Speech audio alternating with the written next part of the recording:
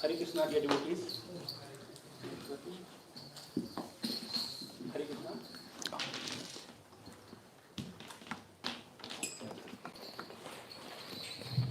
Hare Krishna. Hare Krishna. Hare Krishna, dear devotees. Please accept my Dandavat Pranam and all glories to Srila Prabhupada. Om Agyan Timirandhasya Gyananjane Salakhya Chakshur Unmilitam Yena Tasmai Sri Guruve Namaha. We have beautiful vigrah of Sri Sri Siaram Lakshman Hanuman and Srila Prabhupada with us.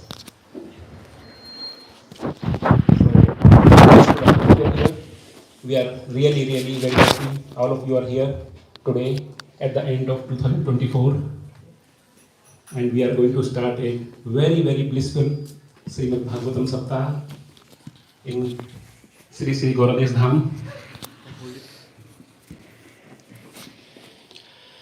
Yes, actually, before I give a background of this Bhagavad Saptaha and our esteemed Bhagavata, esteemed speaker of this Bhagavad Saptaha, I want to glorify and offer the pranam to Sri Sri Siaram Lakshman Hanuman. You can also do it together with me. Lokabhiramam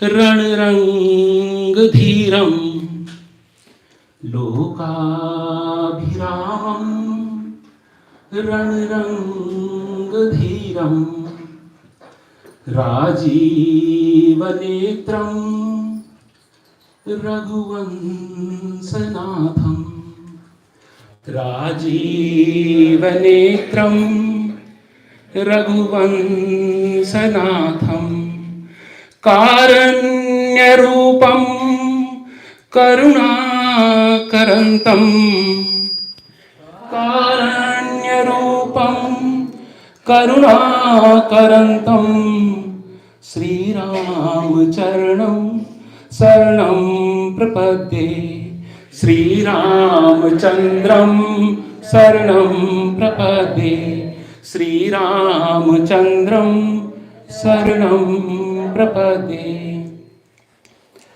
So we offer our obeisance to Sri Siaram, Lakshman and Bhakt Hanuman with this pranam mantra.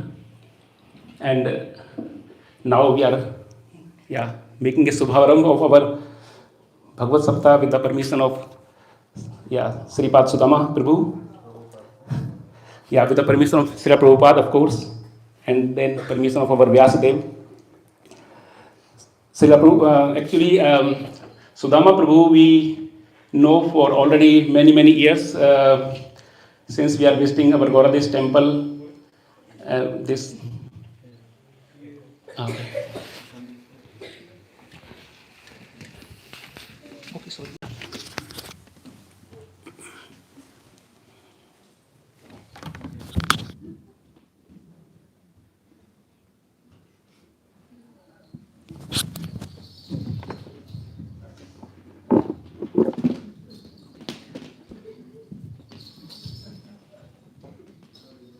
Yeah, so since we are visiting Gauradesh temple, we know his Sudama Prabhu and his family, and we are very inspired the way the children are growing, the family is growing, and they actually following the principles very deeply and very authentically. And not only they are following themselves, but they are also imparting them to the other families.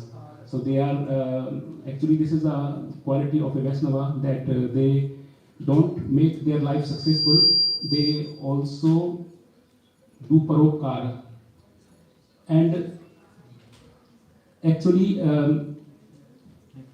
Sri Chaitanya Mahaprabhu says that Janam Sarthak Kare Karo Paropkar.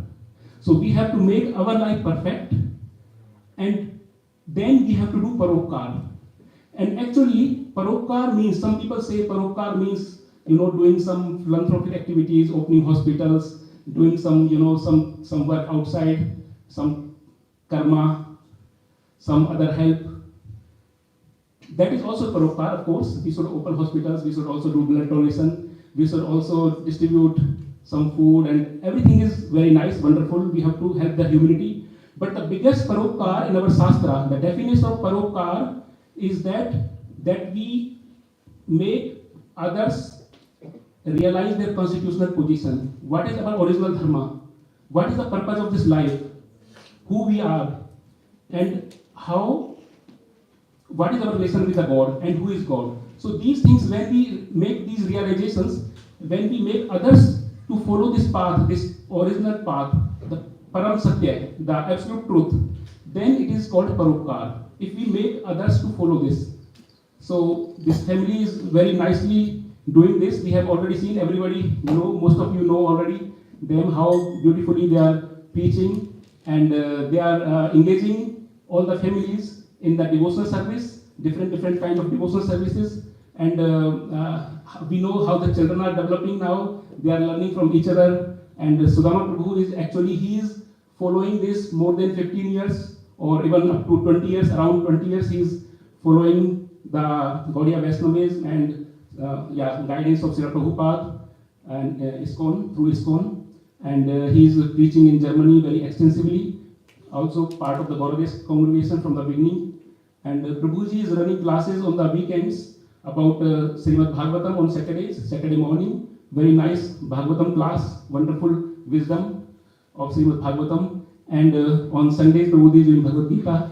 And there are other courses are also running, other programs, other readings together, book readings, and other activities like some retreats, going together with the families. So there is an overall package actually. And we are very happy that we are associated with Sudama Prabhu. And Sudama Prabhu is doing this Bhagavad Saptaha for already many years now at the year end. This is now becoming a standard event actually in Germany. And it's also a benchmark event for our ISKCON congregations in Germany, that we have such a nice festival at the year end. And we are just forgetting everything, the outside world. We are coming here and absorbing ourselves in the Bhagavad Katha with His Grace Sudama Prabhuji. Regarding Bhagavad Katha, actually, Sri Chaitanya Mahaprabhu says, so Vyasadeva has compiled 18 Puranas and 4 Vedas, 108 Upanishads, and conclusion of everything is Srimad Bhagavatam. Srimad Bhagavatam is the essence of everything.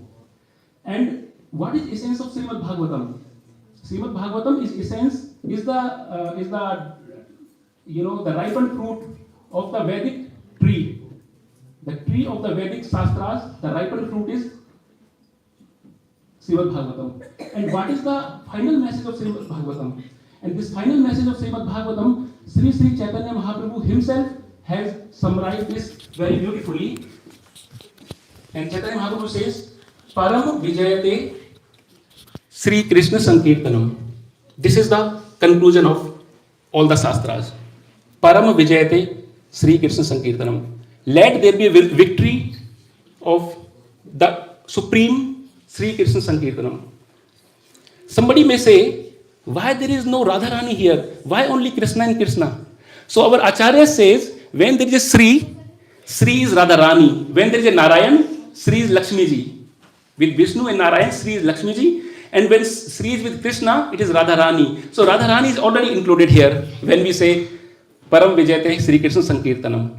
And Sankirtanam doesn't mean that we are all together, a few people, and we are doing Kirtan. Of course, that is also the best, Sankirtanam, that when we do Kirtan together, just now we did a Kirtan together, so this is Sankirtanam. But Sankirtanam also includes the glorification of the name, form, qualities and pastimes of the Lord.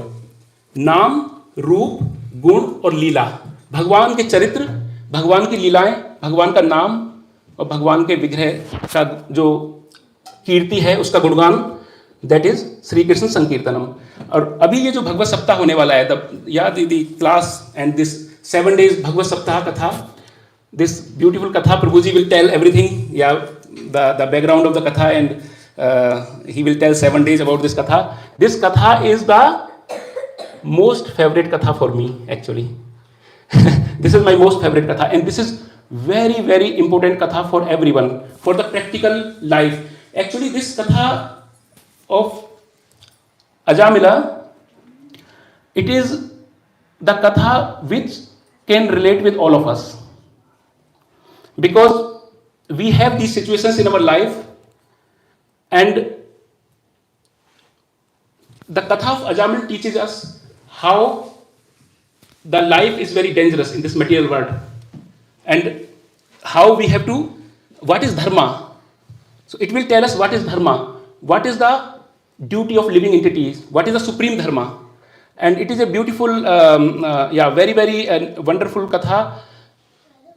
And one more thing, actually, I want to also say, I am taking lot of time, but one important thing I want to say, actually some people say, in the Shastras, there are some katha, there are some stories which are, they just make it for teaching, giving some lessons. In Hindi, they call Dant Katha. We create some story and they are just teaching something.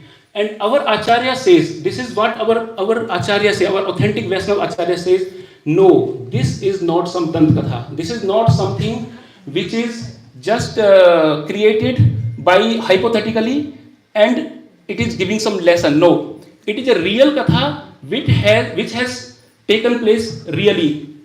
This has really taken this conversation which will happen, which Sudama Prabhu will tell. These conversations and this all the Katha, this whole story is a real true story. And this is already been actually Sri Sukdev Goswami. I was listening our Guru Maharaj, and he was saying Sukdev Goswami told to Parikshit Maharaj that I will tell you now the Katha of Ajamil, and don't think that this Katha is just some story just to give a message. I have heard the same Katha from Agastya Muni also. And Agastya Muni has told me that this is a real Katha, that the real happened. So we have to all be very, very faith. Actually, for hearing Katha, Sravanam is the most important, Sravanam is the most important part of the devotional service for the bhakti. We have to always, without Sravaning, we can not go ahead. We cannot progress in our bhakti. And for Sravanam, there is a very important thing. The important thing is, somebody has to do the Kirtanam. Without Kirtanam, Sri Parikshit Maharaj made his life successful. How he made the life successful? He made the life successful by Sravanam, by hearing. And somebody can, by Sravaning we can make the life successful. It's the very nice, actually. We can do all Sravanam. But tell me, dear devotees, if there is no Kirtanam, how we can do Sravanam? We need Kirtanam. So Sri Sudama Prabhu is going to do the Kirtanam here. And telling the Hari Katha is Kirtanam. And what Sukdev Goswami is also doing. Sukdev Goswami made his life perfect by Kirtanam.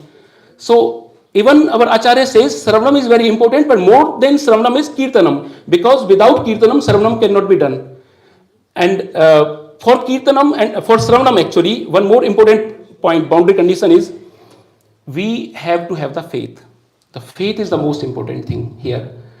If we don't have a faith, then we don't get anything. So we have to have a faith. Yes, this Katha, this is from the topmost scripture, and this is a real story, the real pastime, and this is for our benefit.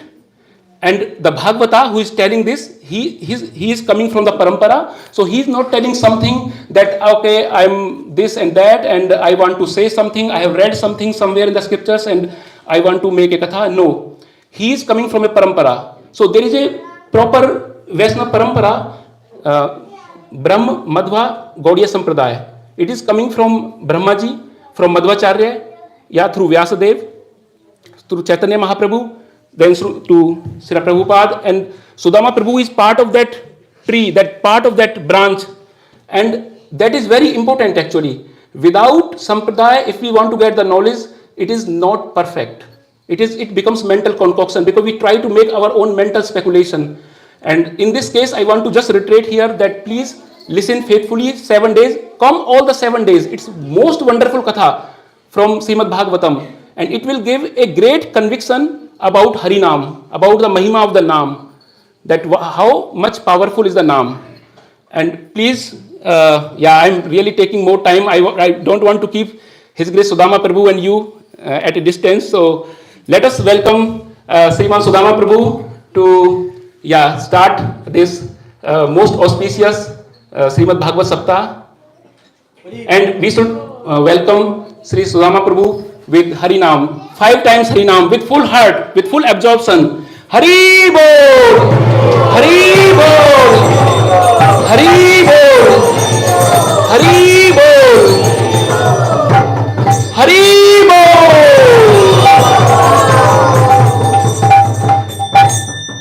Shri Shri Vijay Gaurang दयालता की, श्री श्री सिया राम लक्ष्मण भक्त हनुमान की, श्री प्रभुपाद की, श्रीमद् भागवतम महापुराण की। हरे Krishna.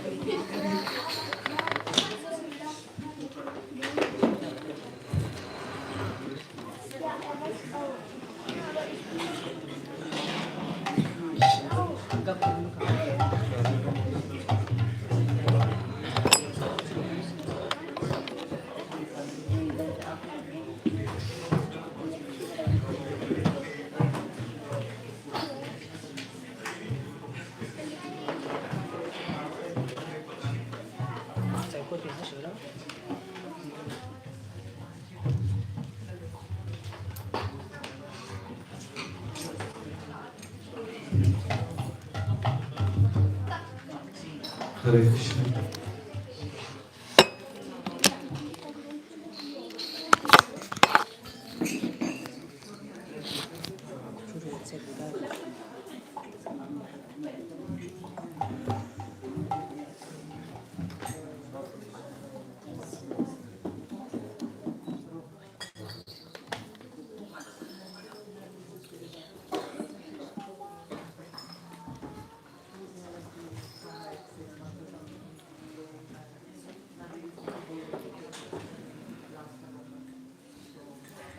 Hare Krishna, everyone. Hare Krishna.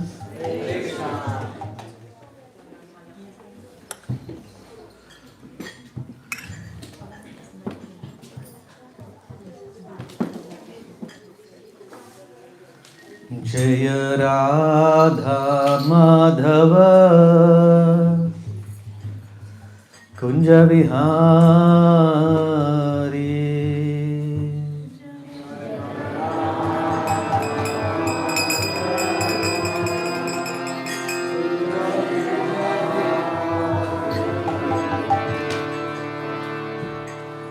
Jaya Radha Madhava Kunja Vihari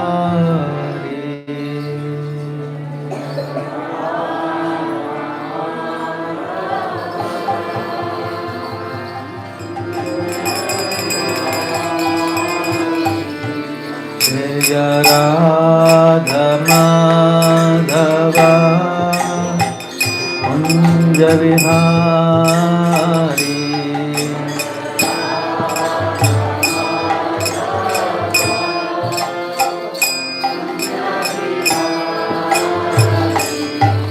Jaya Radha Madhava Kunja Vihari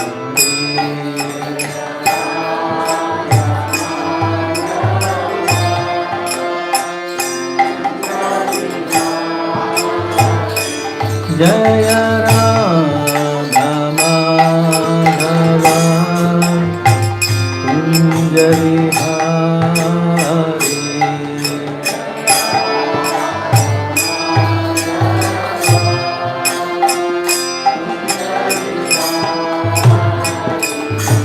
Jaya Gopi Jana Vallabha Girivaradhari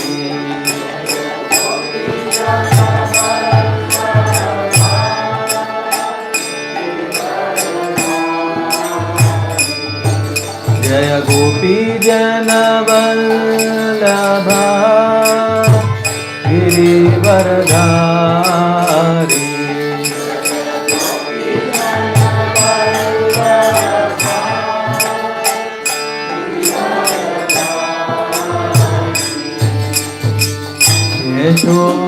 Yashodanandana Vraja Janaranjana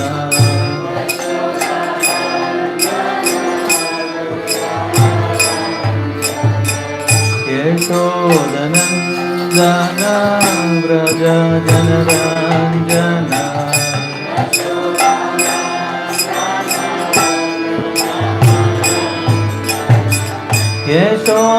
Yashodanandana Vraja Janaranjana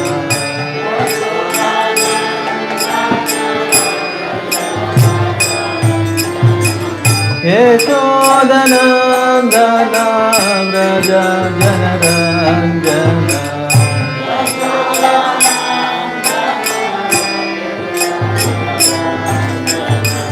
Yamuna Tira Vanachari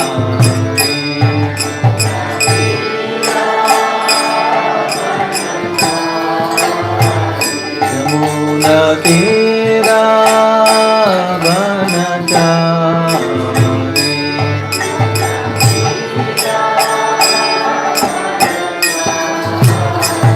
Yamuna Tira Vanachari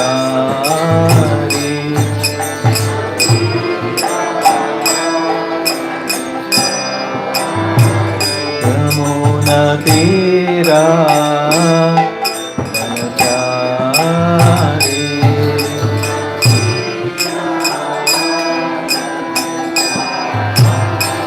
Yamuna Tira Vanachari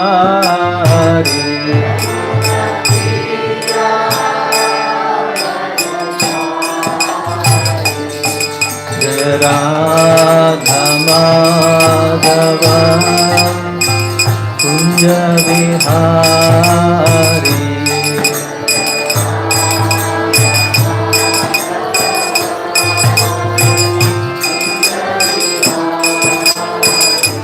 Jaya Radha Madhava Kunja Vihari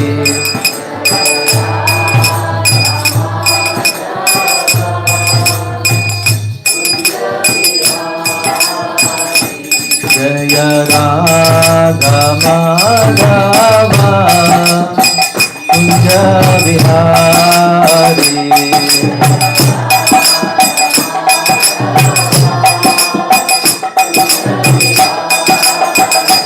Jaya Shri Krishna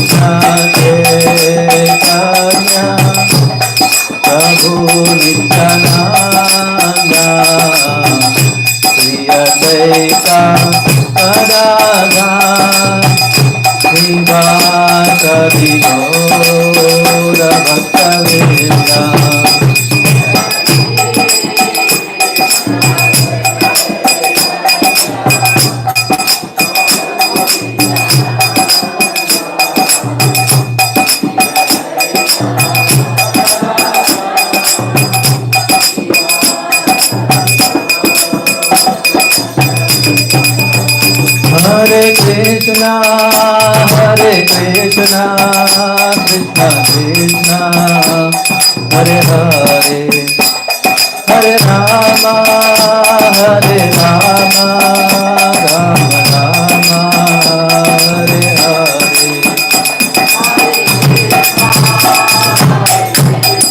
Everyone, everyone.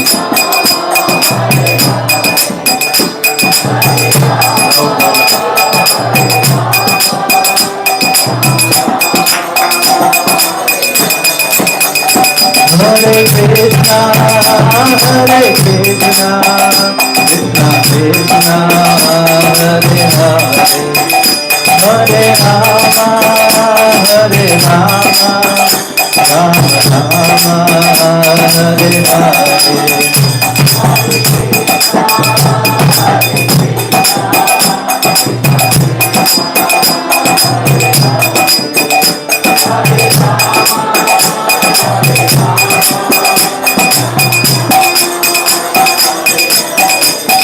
Hare Krishna, Hare Krishna, Krishna Krishna, Hare Hare, Hare Rama, Hare Rama, Rama Rama, Hare Hare.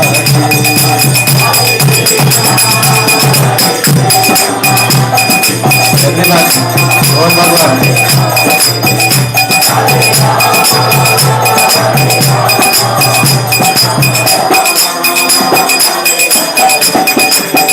Hare Krishna, Hare Krishna, Krishna Krishna, Hare Hare, Hare Ram, Ram Ram, Hare Hare. Enough.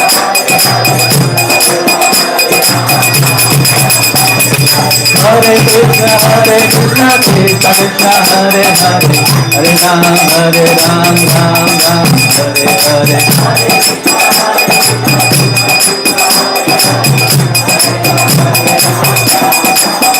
Hare Krishna, Krishna Krishna, Hare Hare, Hare Rama, Rama Rama, Hare Hare. Hare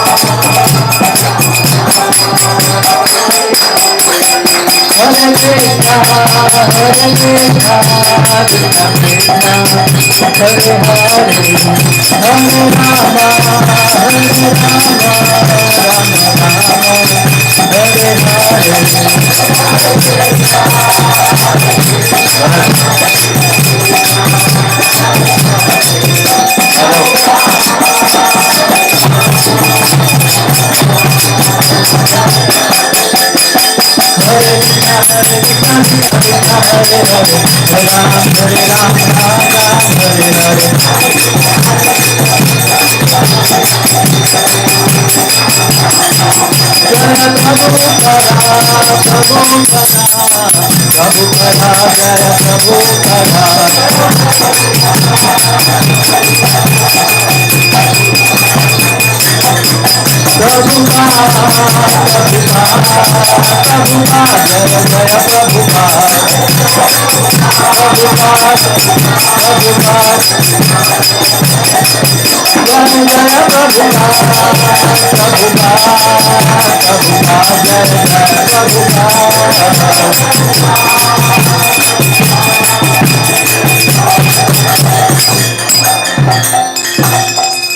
Shri Radha Madhav की। ओम नमो भगवते वासुदेवाय।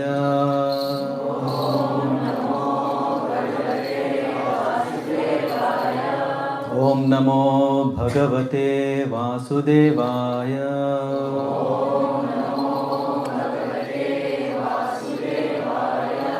ओम नमो भगवते वासुदेवाय।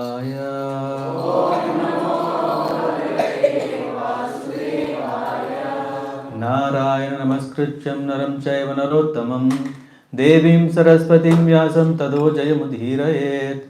नष्टप्रायेषु भद्रेषु नित्यं भागवत सेवया भगवत्युत्तम श्लोके भक्तिर्भवति नैष्ठिकी कृष्णाय वासुदेवाय देवकी नंदनाय च नंदगोपकुमाराय गोविंदाय नमो नमः।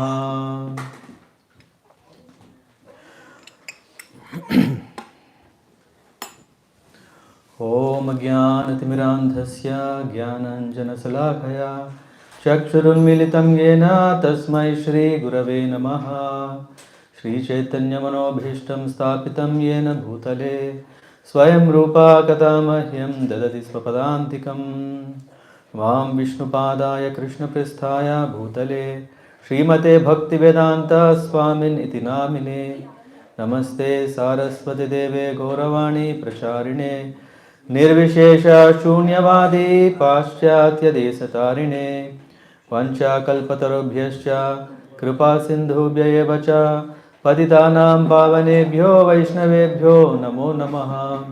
हे कृष्ण करुणा सिन्धो दीनबन्धो जगत्पते गोपेशिका गोपिका कान्त राधा कान्त नमोऽस्तुते।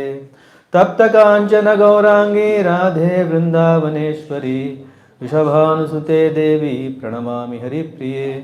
जय श्री कृष्ण चैतन्य प्रभु नित्यानंद श्री अद्वैत गदाधर शिवासादि गौर भक्त वृंद। हरे Krishna Krishna Krishna Hare Hare Hare Ram Ram Ram Hare Hare.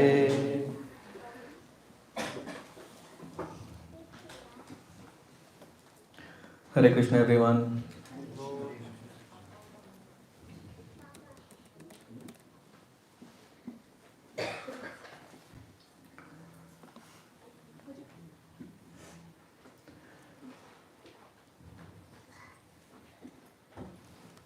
Do we have already the translations arranged? So you are doing the translation. My favorite translator.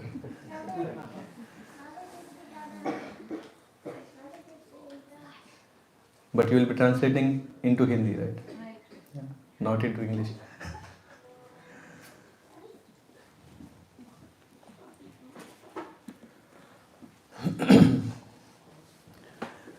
So I would like to thank you all for coming and also welcome you everyone here. As Omkareshwar Prabhu was introducing this year Bhagavat Saptaha,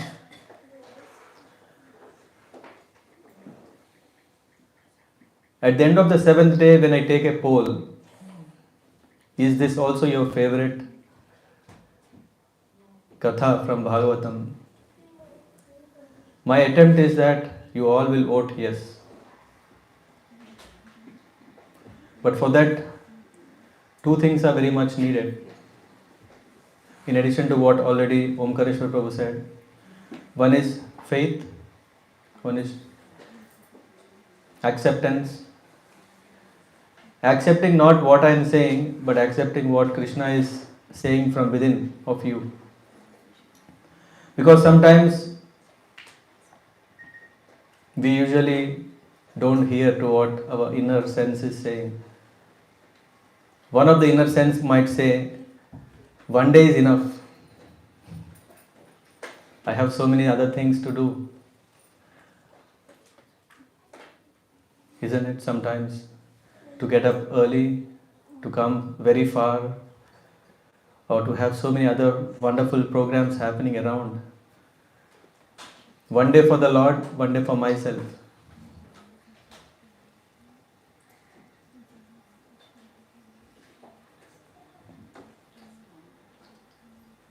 Before we get into this Ajamil pastime,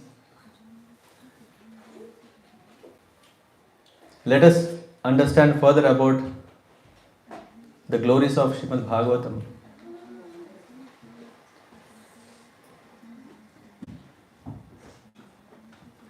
As most of you are coming from very spiritual, devotional background, you may already have heard this, but nevertheless the beauty of the scriptural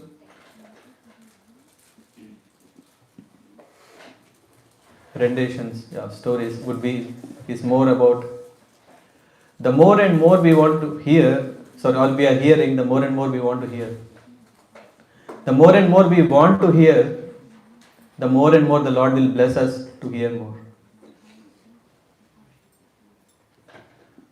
But the moment we think that it's boring, the more and more we feel it's boring.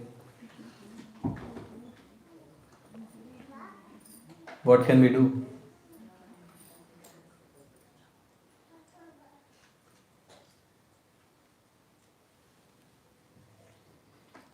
We become little attentive. When we are not attentive, then it gets little boring. It is not about me. Yeah? It's not because I am speaking it's boring. It could also be because of us. If we are not attentive, it can also get boring. Because the Katha is very interesting.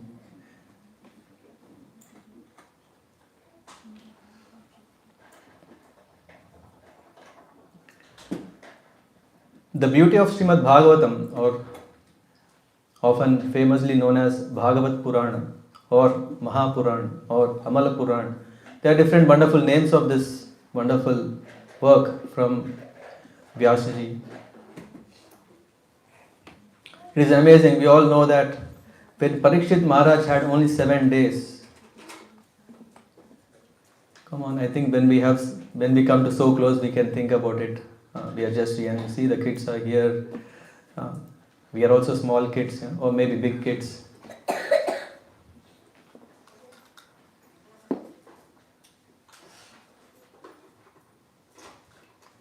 The questions that Parikshit Maharaj asked are very, very interesting. These are not the questions about what happens to the war in the east, what happened to the war in the west. Doesn't matter. It matters what we are, where we belong to, and how to go there. These are some amazing questions which usually we don't have time, because all the year we are busy, isn't it? Monday to Friday, Jan to December. So somehow it happened that we wanted to have this Bhagavat Saptaha, 7 days of Bhagavatam every year, so that we can forget the world for a moment for 7 days and see what can happen. We could have dwelled ourselves in Ramayana, in Mahabharata. Amazing. As Omkareshwar Prabhu was mentioning, there are also so many Upanishads, so many Puranas. Why only this particular Purana? Actually, what is a Purana? Sargascha pratisargascha, Vamsho, Manvantaranicha. Sarga and Visarga, creation and subcreation. So the primary creation and secondary creation, Vamsha, about different Vamshas. How from Lord Brahma, how the creation came into existence. Manvantaresh, Manvantaranicha. About who are the Manvantaras? Who are the Manus? How did they rule? And then Vamsha, what is that? Vamsha, Manvantaranicha, and then comes the Vamsha Ishanukatha. They are wonderful pastimes. It's not a myth. Yeah. Usually, if we go into these days, we don't have to go Google. We can go GenAI. Right? We have a new tool where we can put it, and then we see so much. Hindu, if you search, immediately you can see more about mythology, rather than religion. Puranam Pancha Lakshmanam. Any Puran, if we see, have these 5 characteristics. And then there are many Puranas, and which of 18 are prominent. Among these 18 Puranas, there is one Mahapurana, that is Srimad Bhagavata. In the 2nd canto, 10th chapter, verse 1, it is said that what is this Mahapurana? Why is it Mahapurana? We know that Puran has Pancha Lakshana, 5 Lakshanas. But what is so special about this Mahapurana is, Sarga Visargasya, yeah, this is there. Sthanam Poshanam Utayah. Manvantareshanu Kathaya. Nirodha Muktir Ashraya. There are 10 subjects that Mahapuran gives us.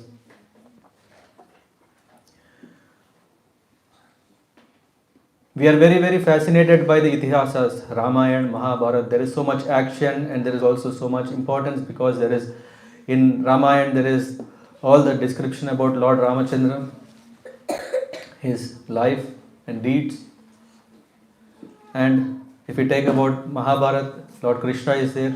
But there is also so many other things. It's not only that, it's also about Dharma Yuddha, it's about Pandavas, Kauravas. By the way, if I am fast, let me know, Mataji. I am just covering up the time, we are already late. Itihasas are okay, yeah, easy way to understand them or know about the moral values, dharma, what is right, what is wrong. But sometimes we come across that there are propaganda saying there is no Ramayana, there is no Mahabharata, all these are concocted. Isn't it? We have heard, people are trying to prove. At the same time, there are also enough evidences which says that indeed this wonderful Ram Leela did happen. So, Sarga Visargasya Sthanam Poshanam Utaya. Sthanam, about all, where are we living? All the planetary systems. When we are kids, we would have seen what is that planet? What is that first one? Mercury, Venus, Earth, and all those things. We think those are the wonderful planets with all colors and sizes and different. No, that's not everything. Yeah. We came to know that there are more galaxies, so many things. So, Srimad Bhagavatam gives understanding of even that, all the planetary systems, 14 planets, right from heaven, yeah, to the lowest, Rasatala Patal. And we are in the middle. Sthanam Poshanam Utaya. This Poshanam is what we are going to discuss 7 days. Poshanam means protection. We usually call Poshanam means nourishment. Yeah, ultimately this is protection. Through this protection, we have a hope that we can attain our ultimate goal of life. So this then comes after that Utaya. This is, once we know that there is a hope that we can be protected, then we can look into how to advance. Utayaha means inclination or creative impetus. It means one is motivated either to do good, he can go to heavenly planets, or one is also inclined to do bad so that he goes to all this, one of these favorite hell planets or hellish planets. Then comes Utaya, and then Manvantareshanu Kathaya. There is also description about Manvantaras, and then Ishanu Kathaya is very, very important. In the Canto 9, we can come across Lord Ramchandra's pastimes and many more. Then comes Muktir. We all want liberation, but we don't know how to get it. That is also there in the Srimad Bhagavata. And then comes Ashraya. Ashraya means, you may think it's a protection. We also thought Poshanam and Ashraya. But Ashraya is not just, I am going to take shelter as long as I am happy. Ashraya means completely surrendering to the will of the Lord. It is said Srimad Bhagavatam has, as we know, 12 cantos. We may also know that Srimad Bhagavatam was spoken by Sukadev Goswami after Lord Krishna left. When the Dwapar Yuga ended and when Kali Yuga started, at that time, we know this in the Canto 1, we see how Kali Purush got his freedom that he can enter and start influencing the people. And when he came, he broke the legs of the bull and the cow was weeping, and we know all this. Yeah, this is in the first canto. We can already see that Parikshit Maharaj was affected by Kali. So, which means Srimad Bhagavatam, the Lord has presented, after he left, he has presented in the form of Srimad Bhagavatam. Srimad Bhagavatam is the literal form of the Lord. And that's how we see when we go and visit a temple, it is recommended how one should take darshan of the Lord. First one sees the lotus feet of the Lord. Then they see the thighs of the Lord. Then they see the navel of the Lord. Then the arms. Then the neck. Then the face, forehead, head, and the whole body. Otherwise, there is a high chance that we get bewildered by seeing the beautiful face of the Lord and we don't know what's happening. So it is very, very important to understand the glories of Srimad Bhagavatam before we actually pick up, as Omkareshwar Prabhu was saying, how can we have that faith? How can we have the taste? How can we have this inspiration to hear to Bhagavad Katha, that too not for one day? To hear me one day may be manageable, second day might be challenging. What to talk about 7 days? With the strength of Srimad Bhagavatam, it has been working all these years. So I hope this works this time as well. It is said in Srimad Bhagavatam, Avataranu Charitam Harer Chasyanu Partinam Pumsam Isha Katha Prokta Nana Kyopa Brihat Hitamam. It is saying that this Bhagavatam, what is so beautiful about it? First of all, sometimes we come across people, do you want to have a Bhagavatam? He said, hey, I have it. Huh? I said, oh, okay. Have you read it? Yeah, I keep hearing every day. It has 18 chapters.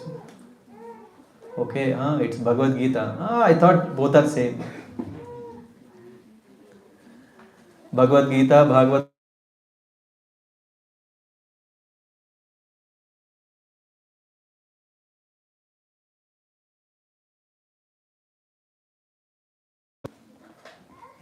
Here it is said that Avatar Anucharitam. We are not just talking about some mundane subjects. I think there is plenty of material available. There is so much about it. But Bhagavatam is saying or giving us the gift of science of God. We are all challenged in 21st century, isn't it? Do you believe God? Yes. Yeah, you are a fool. Why? Because it's not scientific. It's a mythology. Somebody is already laughing. These are very common subjects. No? You believe as it. A person who has no problem from outside, the people may say, hey, so many things. I don't care. That's okay. That is the strength. That is Shraddha. There is Komal Shraddha, which is very, very faint. Like as if someone says, hey, how can you, does Lord has a form? How can it be? Does he has a form like a human? How can it be? I think you have some. And that's it. That Komal Shraddha is also doubtful now. What to do? But from that little dint of faith, we want to take shelter of Bhagavatam so that we can expand our faith to that extent that we become strong. And what does, when we say strong, means? That we become fearless. These are not my experiences, not my words. These are the words of the sages. These are the words of four Kumaras. These are the words of Sutta Goswami. The science of God describes the incarnations of the personality of Godhead and his different activities together with activities of his great devotees. Bhagavatam, the beauty of Bhagavatam is, it is not just a list of all the attributes, names, qualities, and fame of the Lord. Sometimes we may come across a book, it says names of Krishna or Ashtottara or Vishnu Sahasranama. The names are so wonderful because after all, Uttama Shloka, the means through which the Lord is glorified and Lord is sung. But how do we understand that? We may understand to some extent but not to a deeper extent unless we know what happened to the lives of the devotees of the Lord who had complete faith in what the Lord is saying. Bhagavatam is a compilation of such wonderful akhyanas, narrations. Here it says Nana Akhyana, various. For me, I would say Bhagavatam, usually if you think we can finish Bhagavatam in 1 year, 2 years, 10 years, I would say Bhagavatam, even if we finish 12 cantos, we still want to once again read. Why? Because we then start appreciating the greatness of Bhagavatam. And when we read again, when we hear again and again and again, the more and more we are absorbing this. Pibati rasamalayam. We, rasika buho, bhavuka. There are this, then we become rasikas. Of course, the word rasika has a very bad meaning in Kali Yuga. Rasika is usually used for the people who are paramours, who are behind women and want to enjoy. No, rasika means one who is enjoying the ras, the juice of a particular experience. We know that Lord experiences, he is Rasika Shekhara. Rasika Shekhara means one who is the king, expert in enjoying the rasas. There is Dasyaras, Shantaras, Dasyaras, Sakhyaras, Vatsalyaras, Madhuryaras, and then there are also secondary rasas like Bhayanaka, Raudra, Bhivatsa, so many. So, where are we going? We are going that when we are hearing Bhagavatam again and again, we forget, basically. That's what. Rasika bhuva bhuvi, bhavuka. Why? Pibati rasamalayam.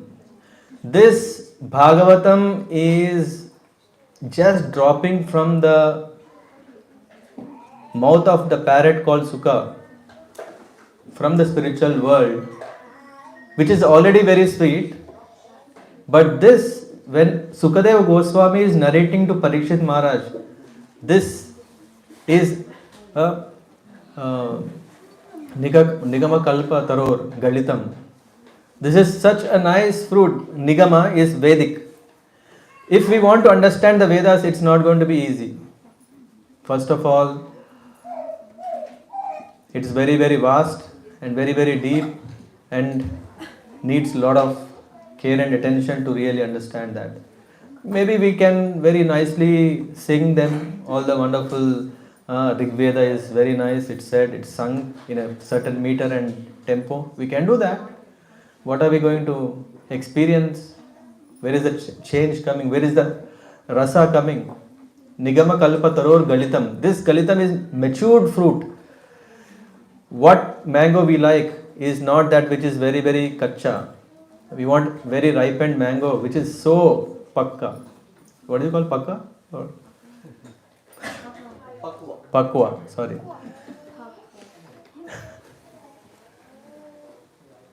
Isn't it?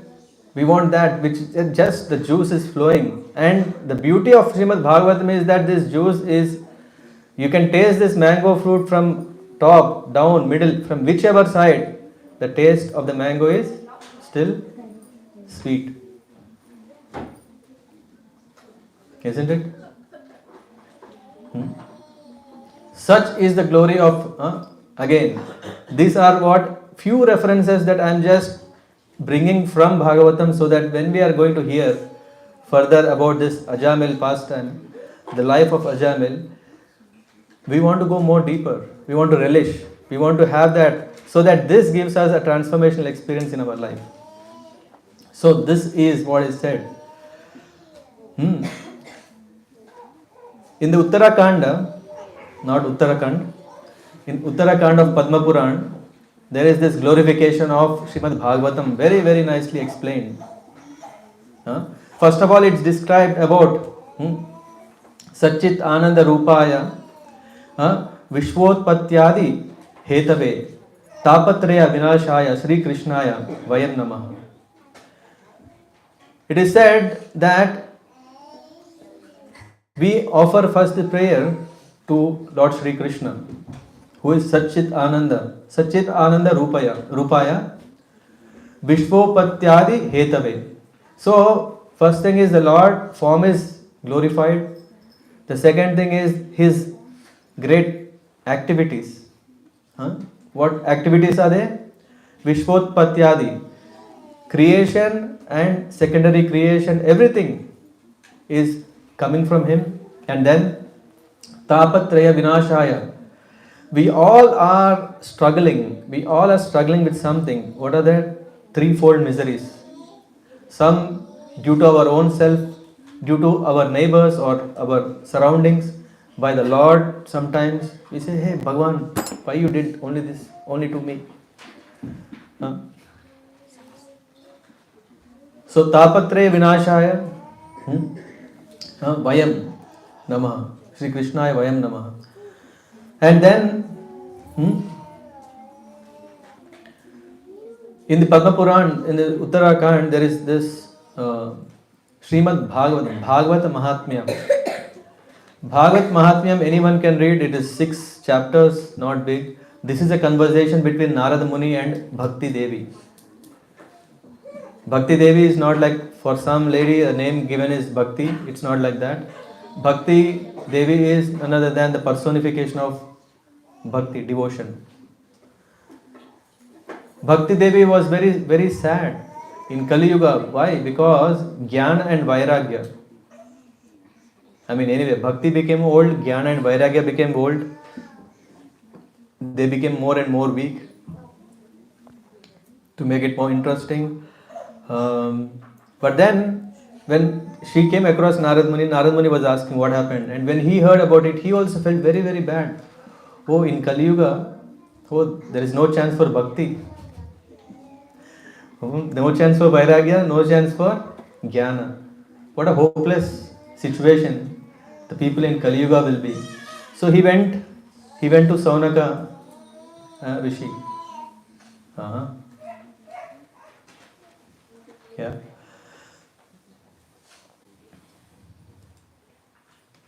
So Saunaka Rishi asks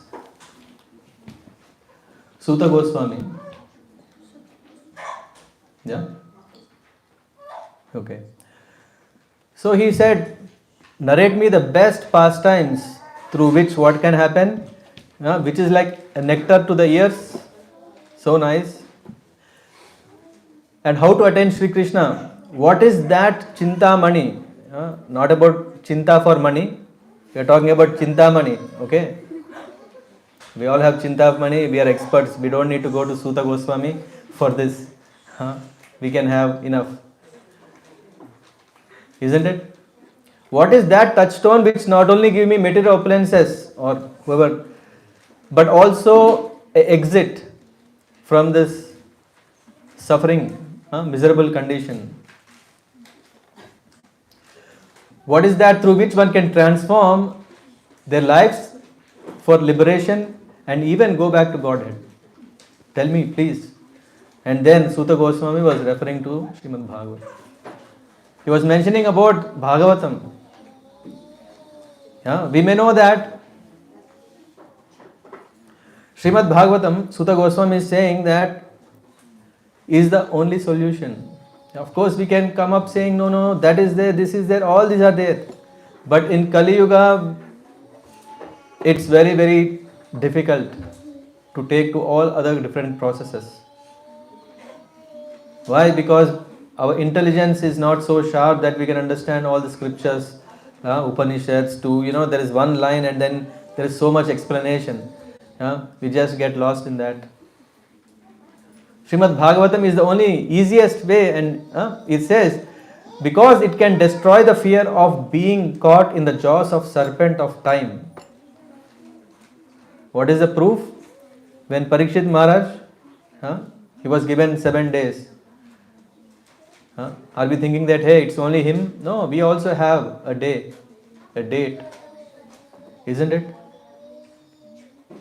Just imagine, the jaw is like this. It's slowly coming to tight and hold. No? No? No guarantee or full guarantee? No, I can. This is what, Yaksha, when Yamara, Dharmaraj, when Dharmaraj went to save his brothers, Yaksha was asking, what is the most amazing thing in the world? He says, while we see others are dying, we think we will not die. Isn't it? Otherwise, come on, how can we sleep? Oh man, I am going to die. Oh, what should I do now? We can't do anything. Except get our job done by then. So it is said, but it is not so easy. It is not that Bhagavatam means when it is so powerful. Can anyone hear Bhagavatam? We know that in Cologne there are so many people, in Germany there are so many people. Is everyone here? No, why? It is not so easy. One has to have great piety. One would have done so much devotion in his past lives so that he can have Bhagavata Shravanam. To hear Bhagavatam, to speak Bhagavatam is not an ordinary thing. This is what Sutta Goswami is saying. Bhagavatam is the solution, but not everyone can get it. What is Praman for that? I think you may know. When Parikshit Maharaj was in that situation, when Sukadev Goswami said, yes, I am going to speak Bhagavatam. When the seat was arranged and when Sukadev Goswami was sitting, at that time, you know what happened? Indra came. Indradev came, with what? He brought a pot of nectar. He brought a pot of nectar.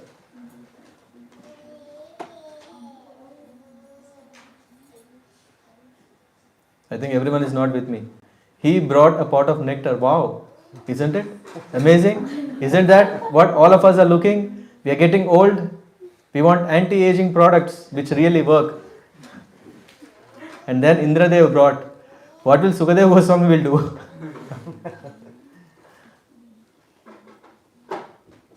He said,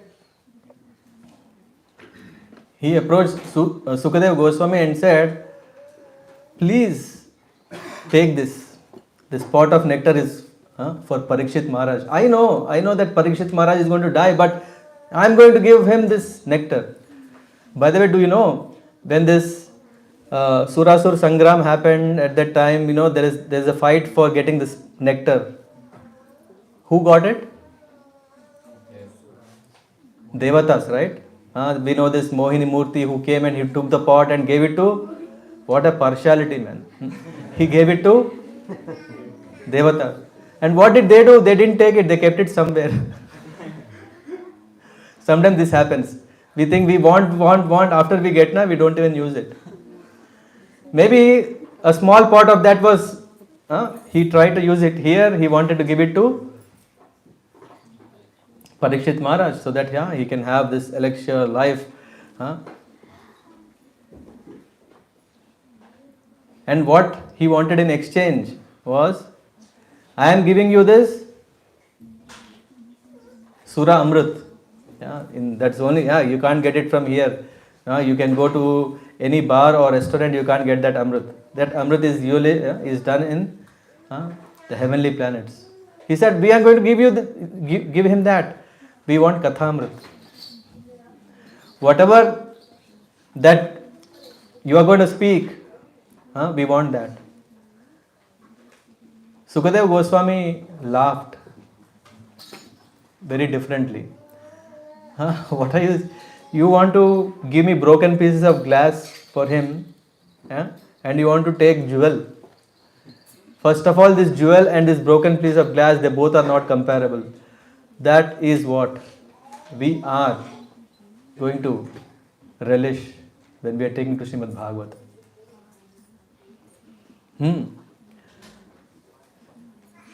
Are we all ready? Jayant Prabhu? No, not ready. No? Yes? Everyone ready? Yes. Before we go to Bhagavatam, there is one more small pastime that we want to cover on this wonderful occasion. Because I think still I feel somehow our mind is stuck somewhere, it's not still coming here.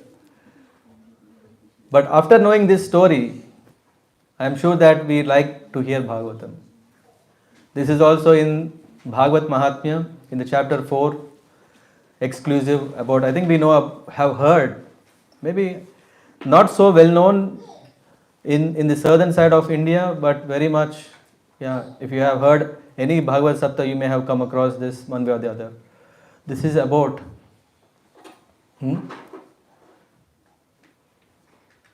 a very well noble person called Atmadev. He is very good, he has all good qualities, he has nice wealth.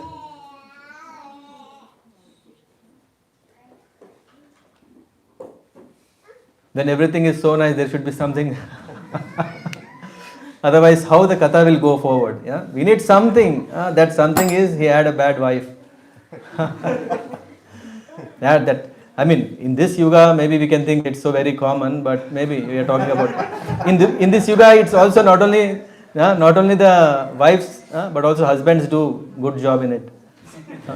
So that's why we want to have equality. We have attained it. So while he was very nice disposed, or he learned scriptures very nicely, he is very disposed, he want to help and all charitable person. His wife Dhundhuli, she also, come on, who wants to not have fun? She also likes fun, but you know how? By getting into the lives of others. She says, I saw your husband there. I don't know what is he doing there, but I just want to tell you. And you know what happens after? Why? You don't have time for me? You have time for them? Hey, no, I was just doing. No, first. No. And then she was enjoying all this.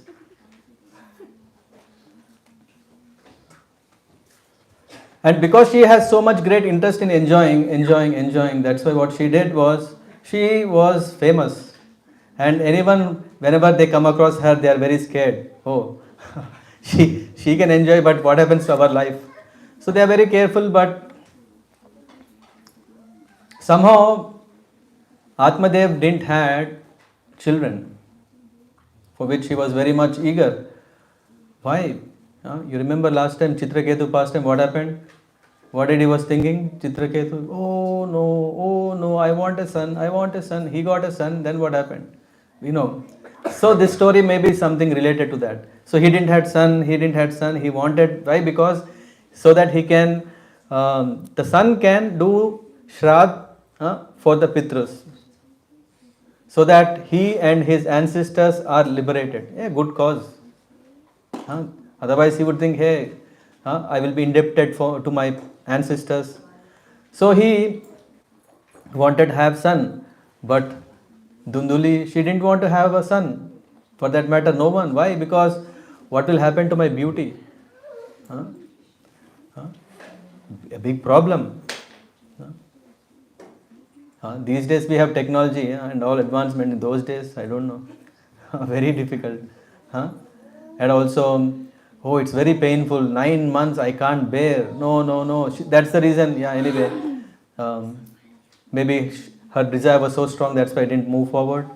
But then this Atmadev got frustrated. He was thinking what kind of life it is without a son. So he just ran out into forest, and then when he went to the forest, who is dominating? Huh? I am dominating or Mohini? Huh? Huh? She is saying I am. So then when he went to the forest, yeah, because sometimes when we don't know what to do, we just try to do something, and then somehow he comes across a rishi who is doing tapasya, and because he is so powerful, then he asks what is the matter, and this Atma, I mean, I'm just bringing it very short. If one wants interested, they can go to Bhagavad Mahatmya, chapter 4 to 6 or 5. In that, when Atmadev expressed, oh Maharaj, I don't have a son. He said, anyway, you don't have son for not this life, for 7 lives you don't have son. Nice doctors, in those days. No X-ray machine, no scanners, nothing. They can already tell just by seeing the lines on the face. So this, he said, no, Atmadev was like, please do something, please give me something. So finally he gave one mango fruit. He gave a mango fruit and he said, just give it to your wife and then she will be blessed. So finally Atmadev was very, very excited. He came and then he gave it to his wife. And then this wife, she was thinking, what is this? Till now I could escape now. So finally she said, okay Maharaj, usually these days wives don't call the husbands Pati Dev and all. She said, go, you can go to pilgrims, do some yatras so that we will have a nice child. And meanwhile what she did is, she threw this mango fruit to a cow. Because she thought, I don't want to go through this all. She went to her sister and she said all these things. Her sister was not rich. She said, if you bear a child and I can take that child as exchange and I give you a lot of rich, so that I don't have to go through all this trouble. So anyway, agreement done, deal done. So finally this guy is already not there. By the time he came, there was a good news that he had a son. At the same time, there was another good news, there was a son to the holy cow. And interestingly, this was not a cow, but because the rishi has given, so the cow bare a son, which had who had ears like cows. His name was named Gokarna because of that, and the son of Dunduli was named as Dundukari. Even I am recollecting. Help me.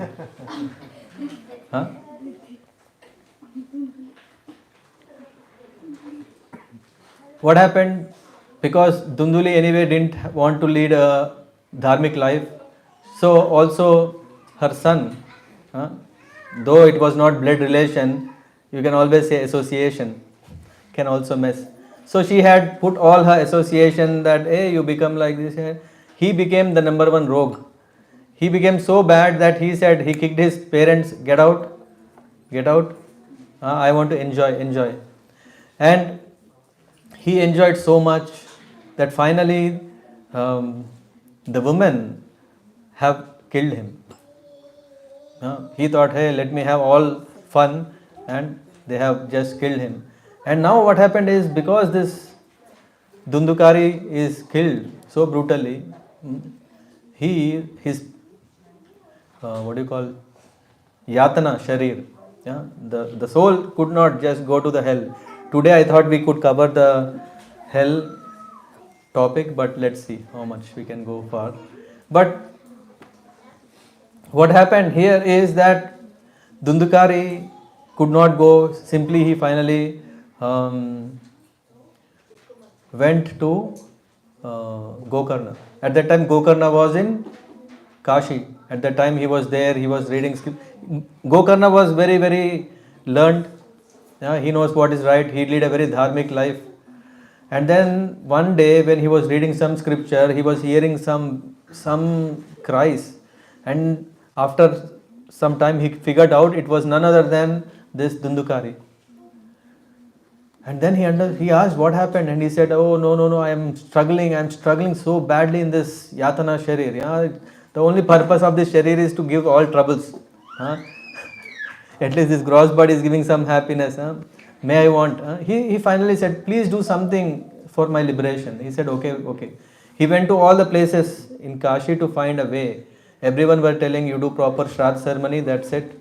No, but Gokarna was thinking, "No, that can only release from the suffering. What is the best thing? What is the best thing?" He went, and finally he found. He got this revelation from Sun God. Surya Bhagavan said, the best way is that if you read Bhagavatam for 7 days, that's why the Bhagavad Saptaha is famous. It is not just only because Parikshit Maharaj has 7 days. Anyway, we don't have 7 days, we can. It's not that. It is said in Gita, in Bhagavad Mahatmya, that 7 days, if one is attentively, carefully again, if one is attentively hearing Bhagavatam for 7 days, then one can attain the ultimate goal of life. Are we ready for 7 days? Yes.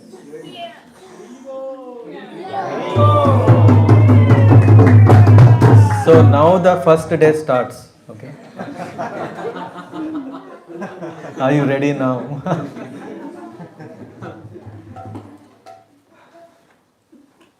Ready? That's not everything. Then what happened when Gokarna, what he did is, he had arranged such a way that he had tied knots to a bamboo, 7 knots, and every day when he read Bhagavatam, then one knot was getting freed, so that after 7 days the spirit got freed and got liberated. In the same chapter, it's also asked, but what about others? Because when everyone heard that Gokaran is going to read Bhagavatam, everyone came, but not everyone got the same result. Why? Because not everyone were attentively listening. So there is a pre-warning. It is not that 7 days of presence, but 7 days of active listening that makes us successful in our mission. With that, we get into Srimad Bhagavatam after knowing such a great.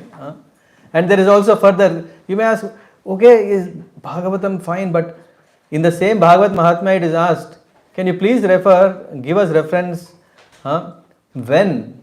Because we usually want facts and figures, right? If someone is saying a story, they say, hey, it's a story. No, there is also a reference, information given.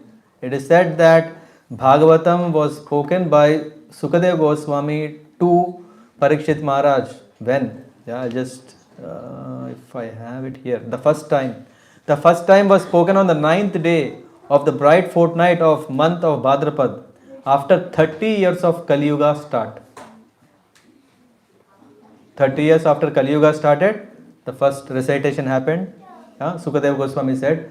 The second recitation, which we are saying about 200 years more of Kali Yuga, when it came, Gokaran, he started bringing up. After Gokaran had done this, then Sukadeva goes, anyway, the further details, Narada Muni is again hearing. And the third time is, when 30 more years of Kali Yuga have elapsed since then, Brahma's sons, 4 Kumaras, commence the Bhagavatam on the 9th day of bright fortnight of Kartik. So, these are 3 references which are already giving us that Bhagavatam is so powerful, so useful, and with that we take the shelter and advance further. Bhagavatam, as I said, there are 12 cantos. And the beauty of this is we are talking about, we are starting 6th canto, which is what I said, Poshanam. Before that, there is also explanation about how is the whole planetary system in the 5th canto, and there is also about hell. What is hell? Does really hell exist? You have also heard this question. Does really hell exist? What kind of hell it is? How many kinds are there? All we will just try to touch that to make it quite exciting. Bhagavad Saptaha. Yeah, always people want to know about heaven, right? What kind of, there are silk robes, golden. No, hell has something else to make us quite interested to know about it. It is said, Pado Yadiyam Prathama Dvitiya. As I was mentioning, how we take darshan of the Lord from the lotus feet, the different cantos are also saying about that. The Prathama and Dvitiya, the first and second cantos of Srimad Bhagavatam are like the Lord's lotus feet. Then Tritiya Turiyo, the third and fourth are the thighs. Katitam Yad Uru. And then comes Nabhi, which is the 5th canto, and then comes chest, which is 6th canto, what is it? Shashto. And then Bhujantara Dor Yugalam Tathanyo Kantastu Rajan Navami Yadiyo. This is the 9th canto, and then comes Mukaramindam Dashama Prafullam. Now this 10th canto is about the Lord's lotus place. Very beautiful. And there is further. This is also from the Padma Puran that is mentioned, that it is said, I bow down to that Lord, the ocean of mercy, whose color is like that of tamal tree, and who appears in this world for the welfare of all. I worship him as the bridge for crossing the unfathomable ocean of material existence. The Bhagavatam has appeared as his very self.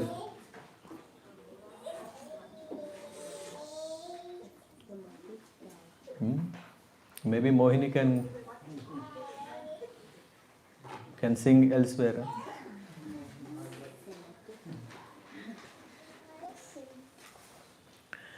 So when we are talking about the 6th canto represents the chest of the Supreme Lord Krishna. It is primarily the center of the theme is Poshanam, the protection of the Lord, and how this canto begins with the glorification of Lord's holy name.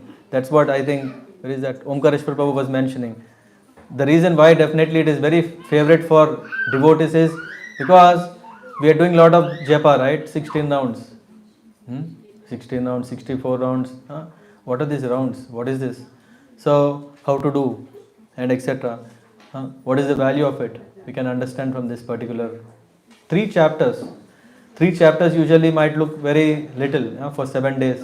What is that Prabhu is going to talk 7 days? Only 3 chapters, right? You know me, I am very slow. I know you are very slow. So because we are sailing in the same boat, let's go slow. Slow and steady wins the race. With that, we are now entering into the 6th canto. 6th canto has a very, very nice opening. Just like the 1st canto has a very nice opening with a lot of questions.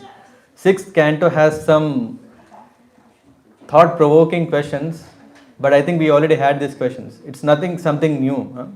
We already had this, but we just kept it under the carpet. Yeah, these questions are nice, but what can we do now? Shri Parikshit Uvacha Nivritti Marga Katita Ado Bhagavata Yatha Krama Yogopalabdena Brahmana Ya Asamshriti. It is saying that Maharaj Parikshit is saying, O my Lord Sukadev Goswami, you have already described in the 2nd canto about the path of liberation, Nivritti Marga. Yeah? In the 2nd canto we can come across this wonderful explanation, and then there is also coming about Kapila Dev to Devahuti, Kardama Muni, Devahuti, and then Kapila Dev.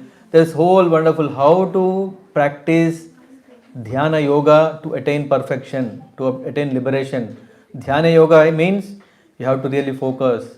And when you focus, you are practicing what? Nivritti, not pravritti. Yeah, we'll come to that later.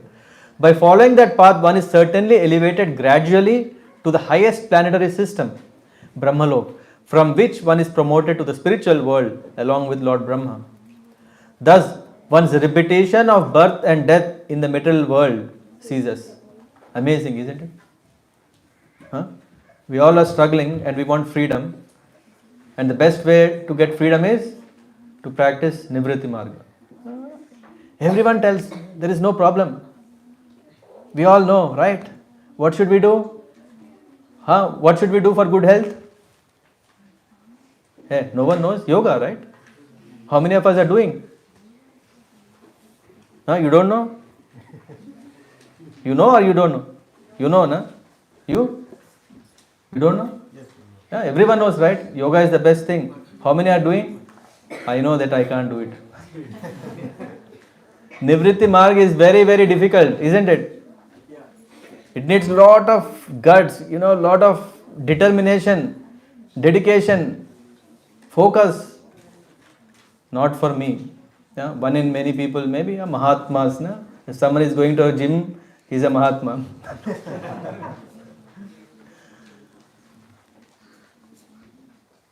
Huh? If one becomes, the six packs, the crazy things, he's a Mahatma.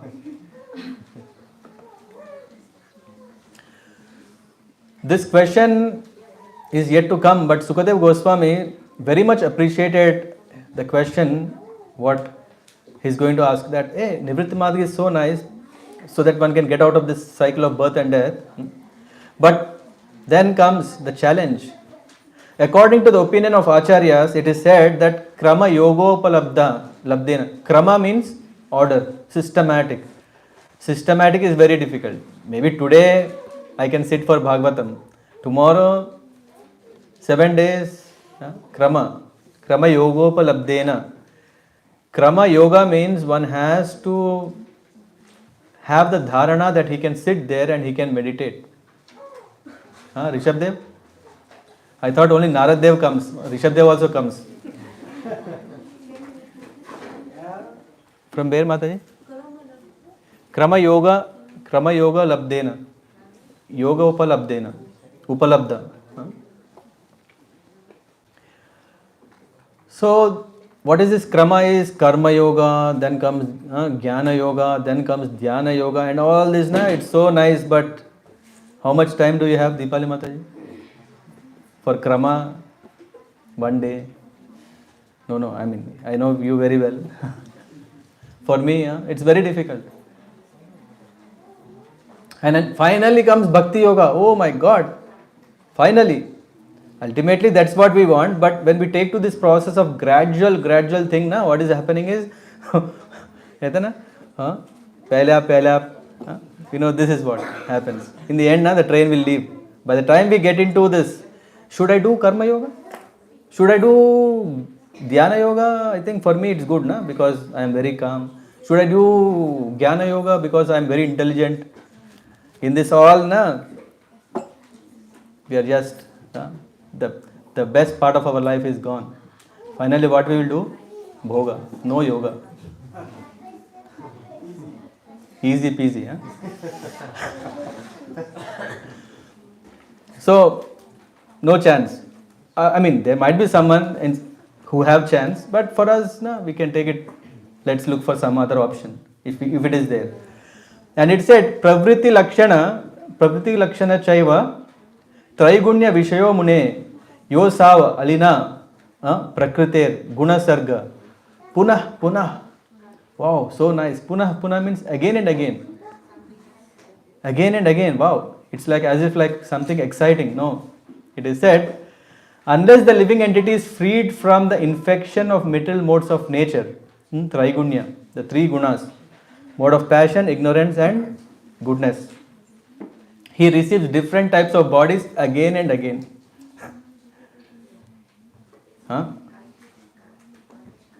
If we are lucky, we may get a human body again.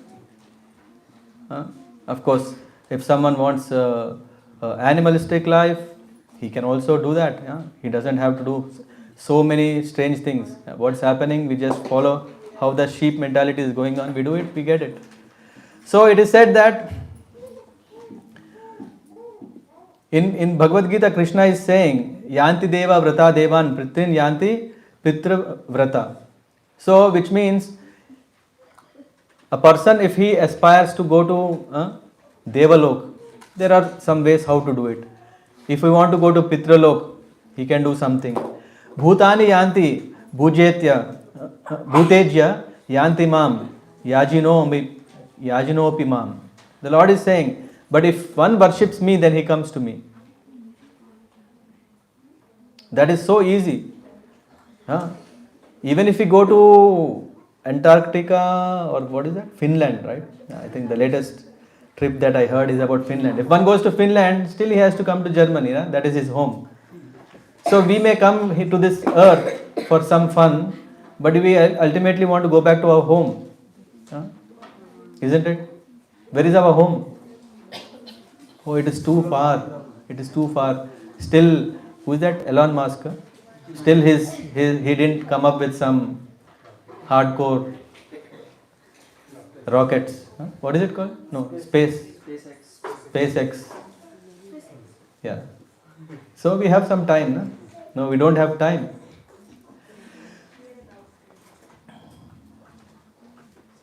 So Pravritti Marg here it is described as it's a material disease. And we don't need introduction for that. We don't need any introduction. What is a Pravritti Marg? Pravritti Marg means, hey, it's a nice way. No, it's not a nice way. It's a way. Just if we see some way, if we just go, we may end up in no man's land. Isn't it? Once my Google map was showing me, I was just driving whatever it was showing, and finally, all of a sudden we end up against there was a no entry fence. And where we were supposed to go is just after that fence. Just there is small forest which is guarded by this private fence. Just we have to go the other side. For that again we had to go 35 kilometers. So this Pravritti Marg which is enjoying the three worlds. What is it? We are enjoying because of passion, ignorance and goodness. We are struggling. We are going up and down like a roller coaster. Have anyone enjoyed this roller coaster? Just if you sit, you don't have to do anything. You just have to sit inside. Remaining everything is taken care by that. It will take up and down. Before you realize where you are, you are out. So this Pravritti Marg, there is no end. Unless you say, hey, please stop, and then someone stops, you can get out. But Nivritti Marg is very nice because it liberates and returns one home. There is a hope, there is a chance that one can get out of the cycle of birth and death if one takes to Nivritti Marg. Adharma Lakshana Nana Naraka Cha Anuvarnita Manvantarascha Vyakhyata Adya Swayambhuva Yatha. You have also described in the 5th canto the varieties of hellish life that result from impious activities. And you have described the 4th canto, the first Manvantara, Swayambhu Manu and then his family and etc. All these are nice. And there is also explanation about Priyavrata and all this. Now comes a very important question. Why it is important question is because Sukadeva Goswami, he liked this question. And he said, even in the beginning of Bhagavatam, he said, you asked such a nice question. Why? Because it is Lokohita. The questions that you are asking is not only beneficial for you, but for mankind. What is the question? O great, fortunate and opulent Sukadeva Goswami, now kindly tell me how human beings may be saved from having entered to hellish condition in which they suffer terrible pains. Why this question came, This question came because there is a fresh release in the 5th canto, 26th chapter. Sukadeva Goswami described all kinds of, there are 28 kinds of hell, and I will also take you through that tour of hell.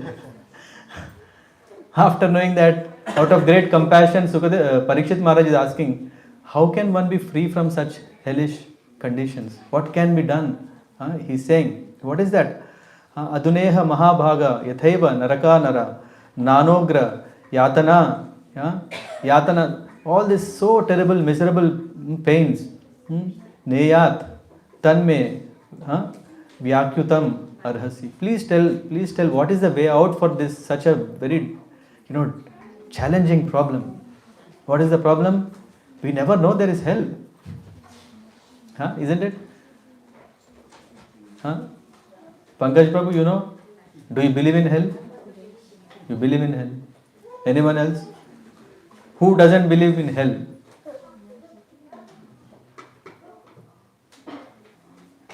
Do we know how is the hell? Do we want to know? I mean, I will not take too detailed. It's very, very glimpse of what is hell. So that gives us the push to hear this Bhagavatam more carefully and seriously. Everyone ready? Anyone who doesn't like this very, very horrible description, I would just ask, please leave and come back after a few minutes. But others might be very interested to know. After all, they are seeing a lot of action movies, right? This is about reaction movie.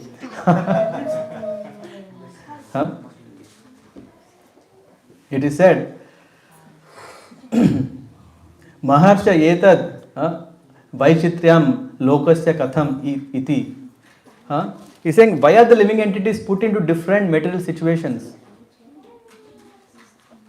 This is first question, right? My dear sir, please, why are the living entities put into different material situations? Kindly explain this to me. And then the point is coming, you know what? The Sukadeva Goswami is saying, you know what? Trigunatvat. It is because of the three modes of nature. Trigunatvat kartu shraddhaya karma gataya pratyag vidha sarva eta eva sarvasya ta aratamyena bhavanti. Aratamyena bhavati means different degrees. Taratamya, we have heard. Taratamya, anyone heard? Yeah. Different levels.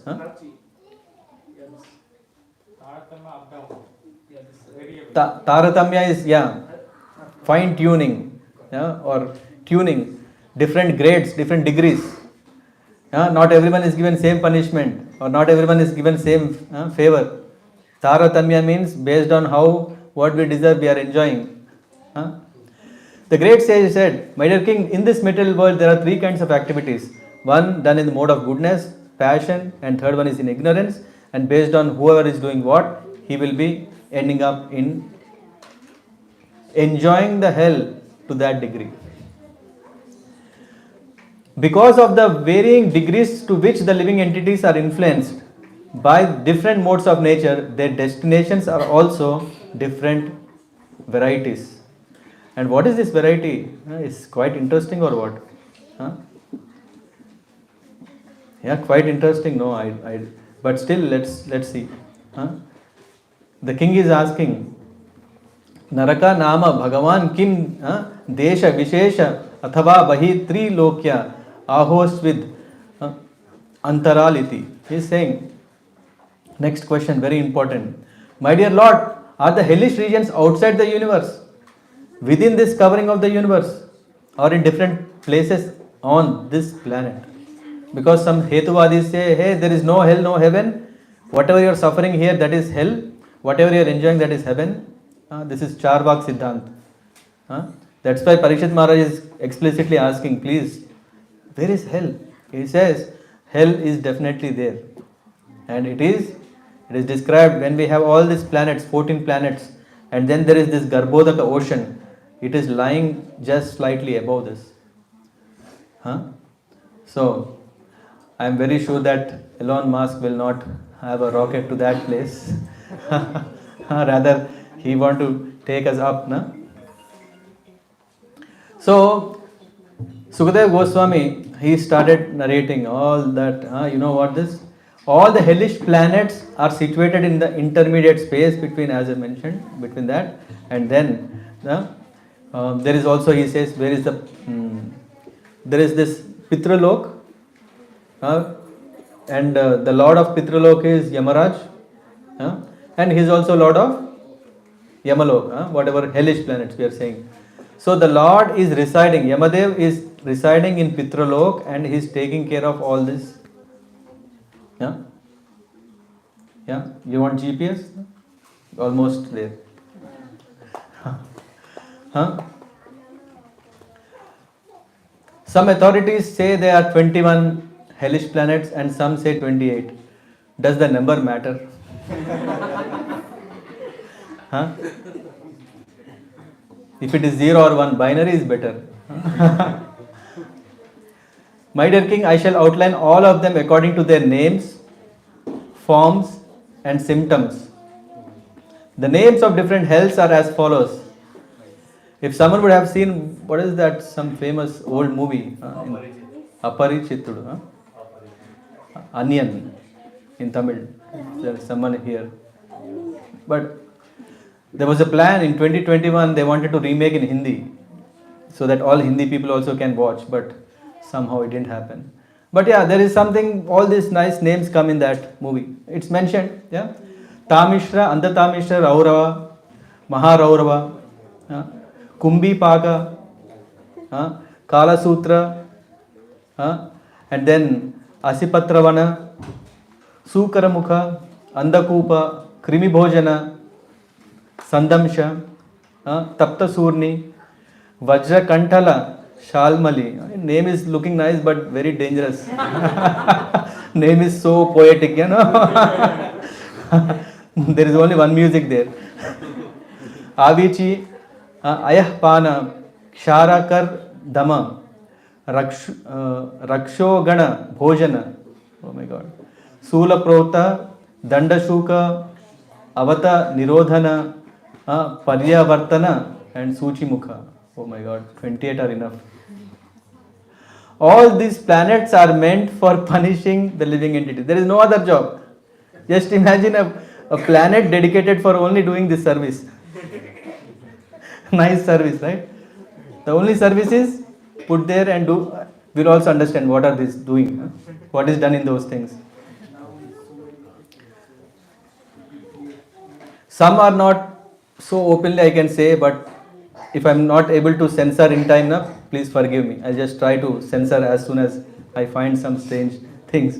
My dear king, a person who appropriates another legitimate wife, children or money is arrested at the time of death by a fierce Yamadutas who bind him with rope of time and forcibly throw him into hellish planet called Tamishra. On this very dark planet, the sinful man is chastised by Yamadutas who beat and rebuke him. He is starved and he is given no water to drink. Thus the wrathful assistants of Yamaraj cause him severe suffering, and sometimes he faints from the chastisement, and they very patiently wait until he gets up because they don't supply water. There is no water supply there. So after they get up, again they start torturing. The question may come, what about, hey, how can a soul suffer? Yeah, after all, it's not that I'm going to this body, right? But there is a special arrangement. Depending on which hell he will go, what is the best way he can suffer, that body is given to him. That's called Yatana Sharir. Yeah? So that you are properly exposed to proper heat if you have to be properly burnt. The destination of a person who slyly cheats another man and enjoys his wife and children is in the hell known as Andatamishram. There his condition is exactly like that of a tree being chopped off its roots. Even before reaching Andatamishra, the sinful living being is subjected to various extreme miseries. So sad that, what is that? See, already doctor is leaving. No, we need doctors to save us. These afflictions are so severe that he loses his intelligence and sight. It is for this reason that learned sages call this hell as Andatamishra. Anda means blind. We may think, it's better. A cat is drinking milk by closing its eyes thinking no one is seeing. If there is no vision, no. Raurava. Raurava means very dangerous. Hey kids, everyone hearing? This is for kids also. You think everyone is needed to know. See, he is telling. You understand? Little, okay. A person who accepts his body as his self means one who thinks that I am body, which means I want all comfort for this body. What will happen? And he is working very hard day and night for money to maintain his own body and bodies of his wife and children. We say, no, this is our responsibility, duty. What will happen? Let's listen. While working to maintain himself and his family, he may commit violence against other living entities. Such a person is forced to give up his body and his family at time of death. When he suffers the reactions of his envy, he is being thrown into the hell called Raurava. Prabhupada, there is also very nice elaborate purports, but I'll not go so detailed. It is said, however, if one needlessly commits sin to maintain his body, he is put into hell called Raurava. This is the opinion of Srila Vishwanath Chakravarti Thakur. Although animals are certainly in the bodily concept of life, they do not commit any sin to maintain the bodies. We may think, animals are doing, why can't I do? Because we are social, what do you call? Social animals? to do something, we can call ourselves animals. No chance. Therefore, animals do not go to hell. Special treatment only for people who behave like animals. When a human being acts envious and cheats others to maintain his body, he is put into hellish condition. Then, you want to know more? Maharaura. Promotion. In this life, an envious person commits violence, acts against many living entities. Therefore, after his death, when he takes to hell by Yamaraj, then what is happening? Those living entities who were hurt by him, if you hurt someone, Jayan Prabhu, if I hurt you, I know what will happen. You will hurt me. There. You are given special facility. What is happening? Those living entities who were hurt by him appear as animals called Rurus. Nice name, Rurus. And what is the job of these Rurus? To inflict severe pain upon him. You are just envious, they have revenge. Learned scholars call this hell Raurava. Not generally seen in this world. The Ruru is more envious than a snake. This Ruru is envious than snake. So see, Jayan Prabhu, Divya Gyan is Prakashito.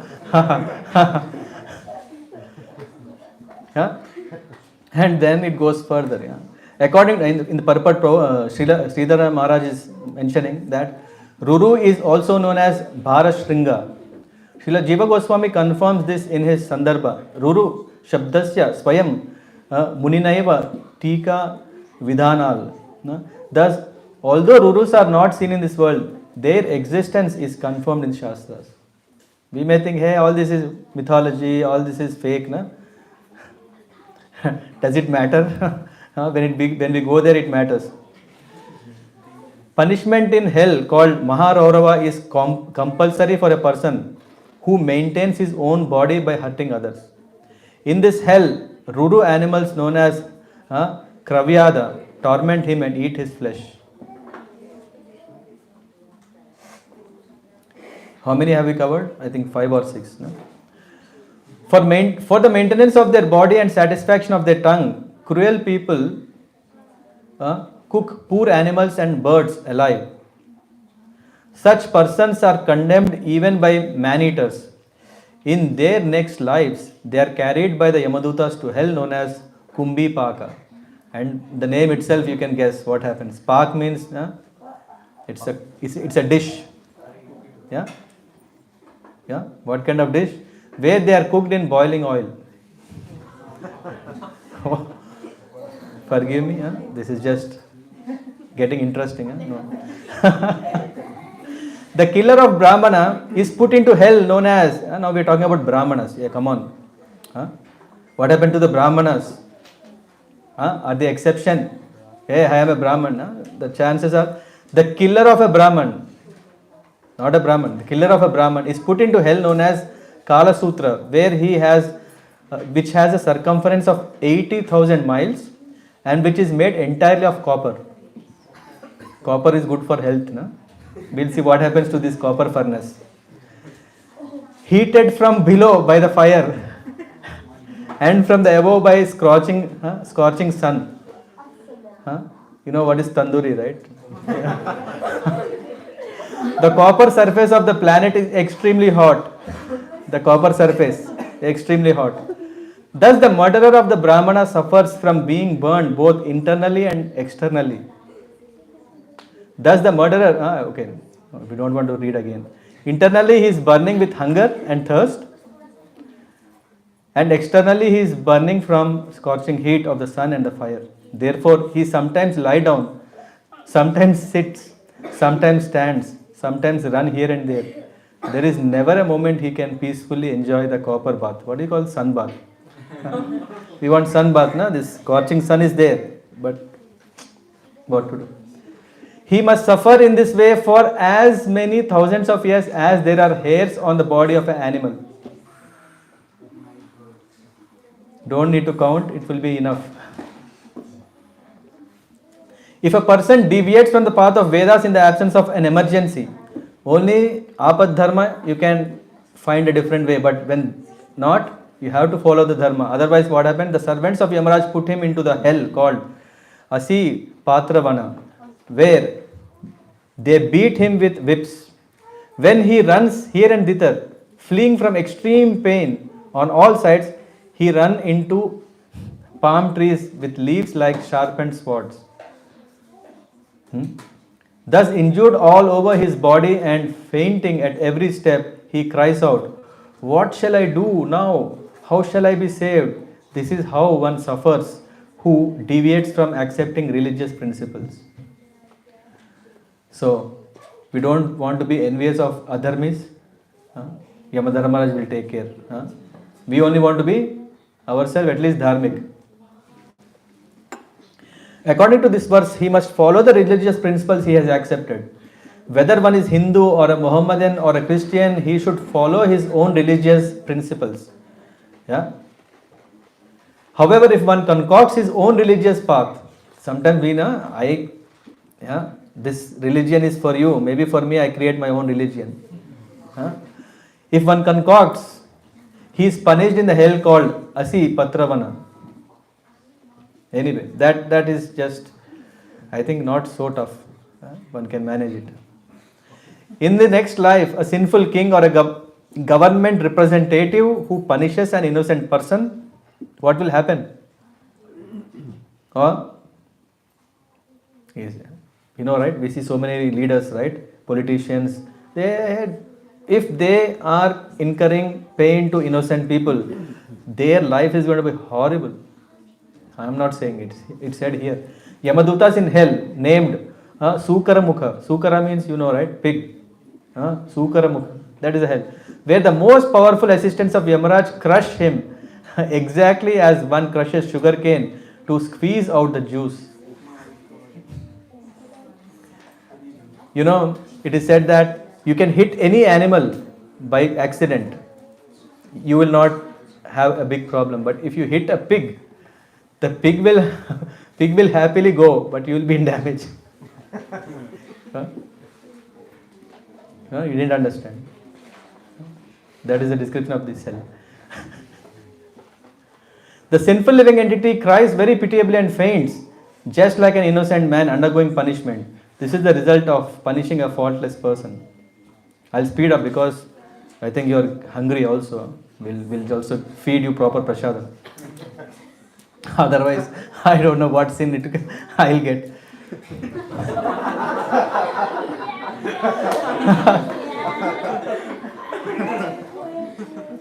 A human being endowed with knowledge certainly commits sin if he kills or tortures insignificant creatures with no discrimination. If one does that, if one is killing animals after knowing we should not do that, he is put in Andakupa, where he is attacked by all birds and beasts, reptiles, mosquitoes, lice, worms, flies and other creatures he tormented during his life. Thus, in Andakupa, his suffering is just like that of a creature in lower species. Let's go a little faster, yeah? I think this is quite. A person is considered no better than a crow if after receiving some food, he does not divide it among guests, old men and children, but simply eats it himself. This is also sin? Come on. Huh? What kind of sin is this? Huh?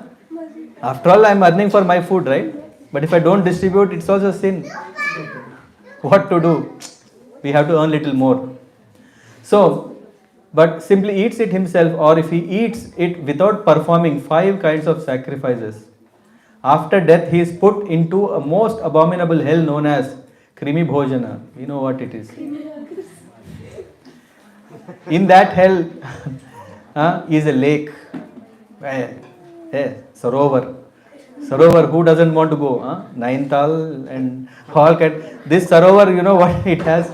It has just one, it is just 1 lakh yojanas wide and filled with worms. He becomes a worm in that lake and feeds on the other worms there, who also feed on him. Unless he atones for his actions before his death, such a sinful man remains in hellish lake of Krimi Bhojan for as many years as there are yojanas in the width of the lake.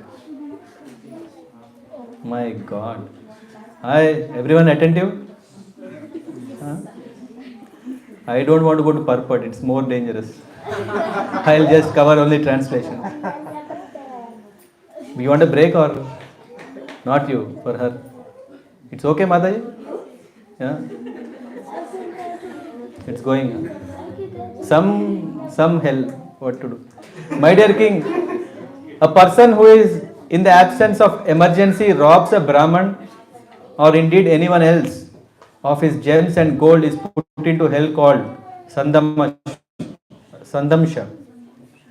There his skin is torn and separated by red hot iron balls and tongs. In this way his entire body is cut into pieces. Next, a man or a woman who indulges, I could just skip this. There such men and women are beaten with whips. The man is forced to embrace a red hot iron form of woman. Wow.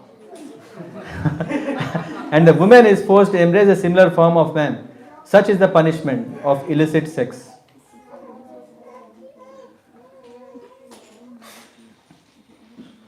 Anyway, there is few narakas we don't even want to discuss. Yeah, all you are very nice pious, so we don't need to know the address. A person who is born into a responsible family such as Kshatriya, a member of royalty or government service, but when he neglects to execute his prescribed duties according to religious principles, and who thus become degraded, fall down at the time of death into a river called Vaidharini. We all do scuba diving, right?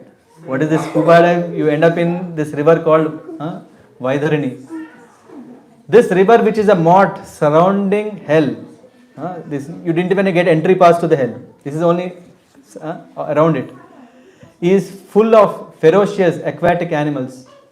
When a sinful man is thrown into this river Vaidharini, the aquatic animals there immediately, they are very starving, begin to eat him. But because of his extremely sinful life, he does not leave his body. We may think, after eating there is no more, the game is over. No. He has to suffer, so he is getting body again and again and again. He constantly remembers his sinful activities and suffers terribly there. In that river, the river is full of stool, urine, pus, blood, hair, nails, bones, marrows, flesh, fat. That kind of river. Now, the shameless husbands of low-born Shudra women live exactly like animals, and therefore they have no good behavior, cleanliness or regulated life. After death, such persons are thrown into hell called Puyoda, where they are put into an ocean filled with pus, stool, urine, mucus, saliva and similar things. Shudras who could not improve themselves fall into this ocean and are forced to be eaten. are forced to eat those disgusting things. My God, my God, my God. We are just finishing. We are just coming to the last list. What was the? You don't want to know more. You want to know the hell name? No. Who? Which people go through? The people who are Shudras and who are only interested in Shudra enjoyment, they are put there.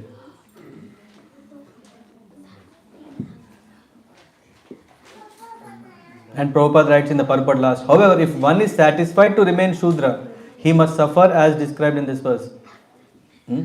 So, if in this life a man of a higher class, like Brahmana, Kshatriya, Vaishya, is very fond of taking his pet dogs, mules or ass into forest to hunt and kill animals unnecessarily. Blue cross, what is it cross? Red cross? No, come on. Blue cross is for animals. What is happening? If one has a dog and he just takes what is happening is he is placed after death into hell called Pranarodha. There the assistants of Yamaraj make him their target and pierce him with arrows. A person in this life is proud of eminent position and who heedlessly sacrifices animals simply for material prestige is put into hell called Vishasana after death. There the assistants of Yamaraj kill him after giving him unlimited pain. Unlimited offer. So Prabhupada writes about in Calcutta we come across temples where they do Durga Puja and on that occasion they do a lot of sacrifice. Everything. There is a purport that describes that is not authorized process. If one violates the Vedic injunctions while performing yajna and simply makes a show of sacrifice for purpose of killing animals, he is punishable after death. In Calcutta, there are many slaughterhouses where animal flesh is sold that has supposedly been offered in sacrifice. This is not approved. If a foolish member of Brahmana class, Kshatriya or Vaishya, okay, sense. In this world, some persons are professional plunderers who set fire to others' houses or administer poison to them. They go to Sarameyadana. On that planet, there are 720 dogs with teeth as strong as thunderbolts. Under the orders of agent Yamaraj, these dogs devour such people. I am now just choosing something which can be quite exciting.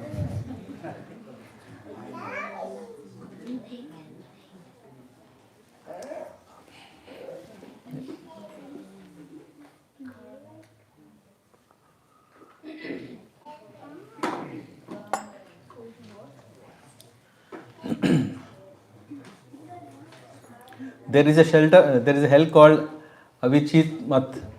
This hell has no shelter and is made of strong stone, resembling the waves of water. There is no water there. The stones are like waves, and then you are thrown on that.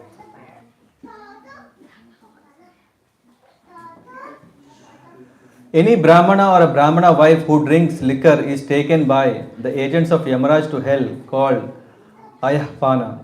This hell also waits any Kshatriya, Vaishya or a person under a vow who is in illusion drinks somaras. Yeah, he's thinking I am drinking somaras, but in Ahaipan, the agents of Yamaraj stand on their chests and pour hot melted iron into their mouths. In the end, you might be scared. What will I hear after second day? From second day. A low-born, abominable person who is in his life becomes falsely proud, thinking I am great. And who thus fails to show proper respect to one elevated than he by birth, austerity, education, behavior, caste or spiritual order, is like a dead man even in this life, and after death he is thrown in Sharakara Dham. Nice dam. Nice dam. There he must suffer great tribulations at the hands of agents of Yamaraj. Um, okay. So it goes for that one. I think we're getting very close. We have covered 20, just 8 left.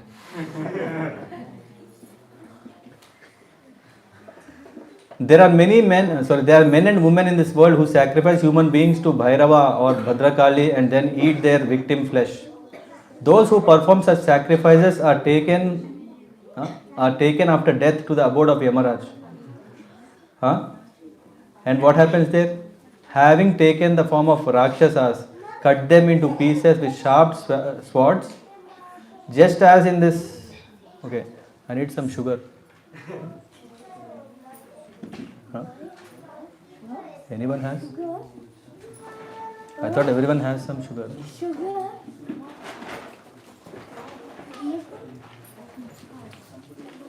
Okay. Kids' parents, I thought they have something. Huh?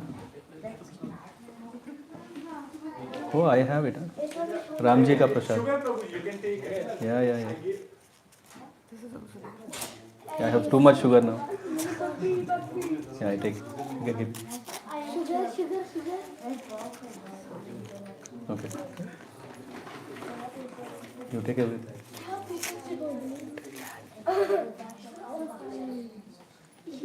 Okay. So where we have this hells, na, because of that I think I have some. No, I'm enjoying it. I'm enjoying it, okay? So there are many men and women. Anyway, we are talking about that hell.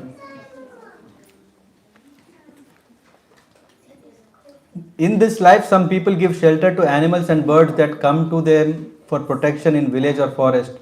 And after making them believe that they will be protected, such people pierce them with lances and or threads and kill them. Then what happens to them when they go? They go to a hell called Shula Prota, where their bodies are pierced with sharp needle-like lances. They suffer from hunger and thirst, and sharp beaked birds such as vultures and heroines and come at them. Anyway, that is also very torturous condition. Those who in this life are like envious serpents, always angry and give pain to other living entities. Hey, are there such people? Yeah, we are. Huh? Fall after death into a hell called Dandashuka. What is the place? Then this hell, there are serpents with 5 or 7 hoods. To escape one hood itself is difficult. There are 7 hoods. These serpents eat such sinful person just as snakes eat mice. And now for us, all of us are householders, na? There is something for us. So far we had some doubt, na? Now clarity. A householder who receives guests or visitors with cruel glance. Why did he come? Why? Did I call him? Huh? Did he take my appointment? Doesn't he know how busy I am? That too at morning 7 o'clock. To come Bhagavata? Come on. A householder who receives guests or visitors with cruel glances as if it burned them ashes is put into hell called Paryavartana. For Parivartana, I think. Where he is gazed at by hard-eyed vultures, crows and similar birds which suddenly swoop down and pluck off his eyes with great force. Oh my God. If we do this, be careful. One who in this world or in this life is very proud of his wealth always thinks, I am so rich. Who can equal me? His vision is twisted and he is always afraid that someone will take his wealth. Indeed, he even suspects his superiors. His face and heart dry up at the thought of losing his wealth. Come on. Huh? Can you give me some money? Oh my God. What is happening? And he does not know what it is to be free from anxiety. Because of the sinful things he does to earn money or his wealth and protect it, he is put into a hell called Suchi Mukha. Shuchi Mukha. Where the officials of Yamaraj punish him by stitching thread through his entire body like they were manufacturing cloth. It is not patchwork. It is not just some torn, some patches. No, it is full work.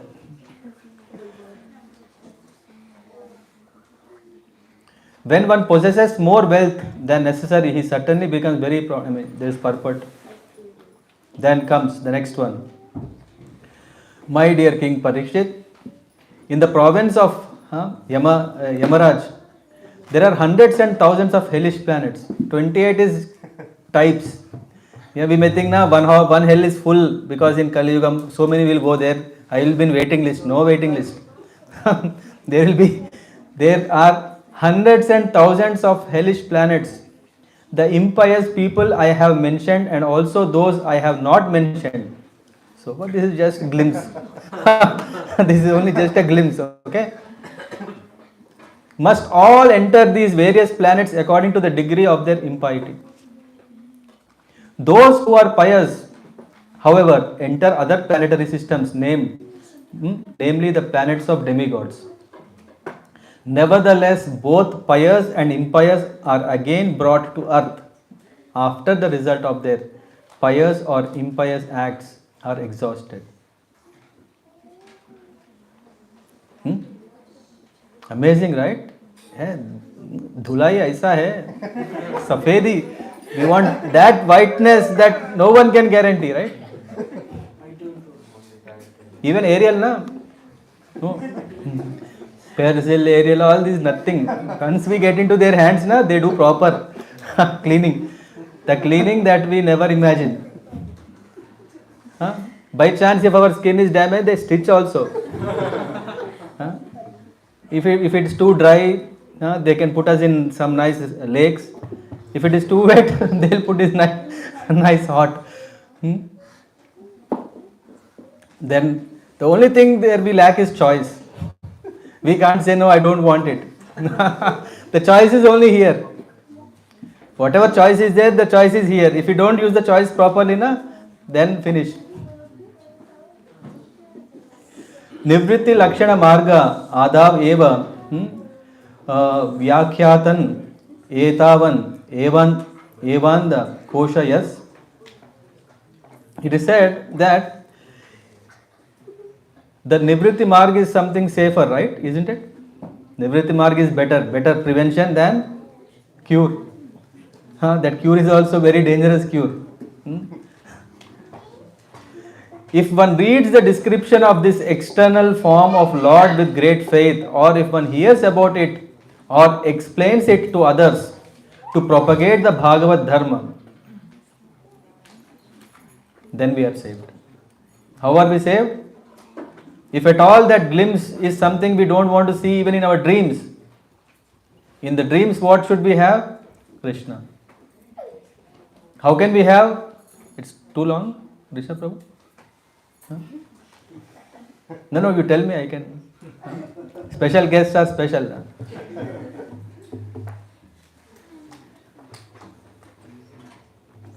By the way, thanks for coming. I was thinking you were coming 27th. Although developing this consciousness is very difficult, that is why we are here in Bhagavata Katha. Because otherwise we can't get that.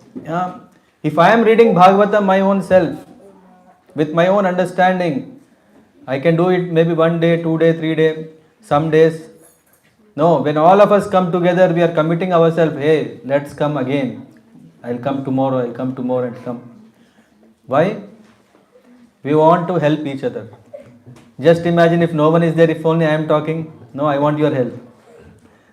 Similarly, everyone is seeing each other. Na? By that, you can help each other to come so that we all can hear this Bhagavad Katha. It is very difficult. Come on, no doubt about it. Huh? I have so many. If you see my diary, Abhijit Prabhu, it is. I have to go for shopping. I have to sleep 7 to 8 hours, at least. I have to eat 3 times. That too very tasty, something special, not the same thing. Come on. Huh? No, it's very difficult. Although developing this consciousness is very difficult, by this process one can purify himself and gradually come to awareness of the supreme absolute truth. Shrutva sthulam tatha sukshmam. Sthulam means gross, sukshmam means subtle. Rupam bhagavato yati.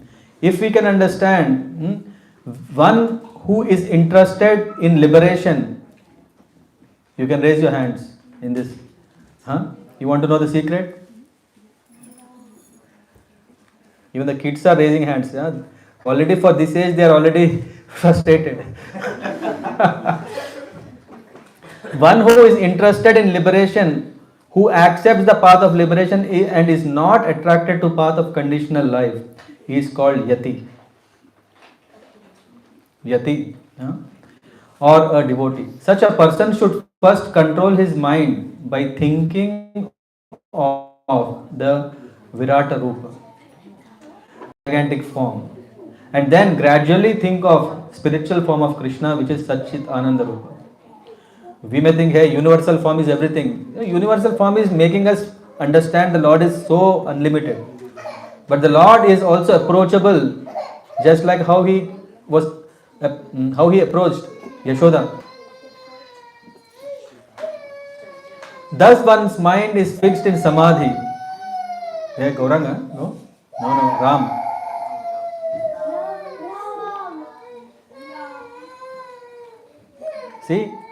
See that the boy's sensitivity, you saw him? How sensitive he is after knowing all hell conditions, he just started crying. You people, no change. You are laughing. By devotional service, one can thus realize the spiritual form of the Lord, which is the destination of devotees. Thus, his life becomes successful. So that's why we need Srimad Bhagavatam. Again, so today's main topic is what? To know what is so great about Bhagavatam. Once we understand Bhagavatam, then we ourselves get passion to hear more. Then I don't have to send messages, Prabhu please come, Mataji please come, you know what, there is a nice Katha. What Katha? I have heard so many Katha. My life itself is a Katha. You want to write? I can give you. How many skandhas you want to write? 1, 2, 10, how many? You only have to have time and patience. I can give my story to you. My life is wonderful Katha, man. Amazing. Bhudvipa Varsha Sarid Adri Nabha Samudra Patala Dina Naraka Bhagana Loka Samasta Gita Maya Tava Nrupadbhuta Ishvarasya Sthulam Vapu Sakala Jiva Nikaya Dhama. He's saying, my dear king, I have now described for you this planet Earth in the canto 5. Oh, we are still in the 5th canto, correct. There is a whole description about Jambudvipa and also vertical representations of the universes and also the Virat Roop, how it is, how all these planets are in the form of the Virat Roop, all this. I have explained all these things. These constitute the Virat Roop, the gigantic material form of the Lord on which all living entities repose. Thus I have explained the wonderful expanse of the external body of the Lord. There ends the 5th canto. There ends the description of a small, what do you call this? No, not even a small teaser of hell, hellish planets. I think you prefer to hear 6th canto. 5th canto was quite. So coming back to the 6th canto, it's very important we close it properly. Because in the end we understand the greatness of Bhagavatam. We just understood the 6th canto starts with this. These are wonderful questions. And finally, I'm going to cover just 5 verses and then we'll.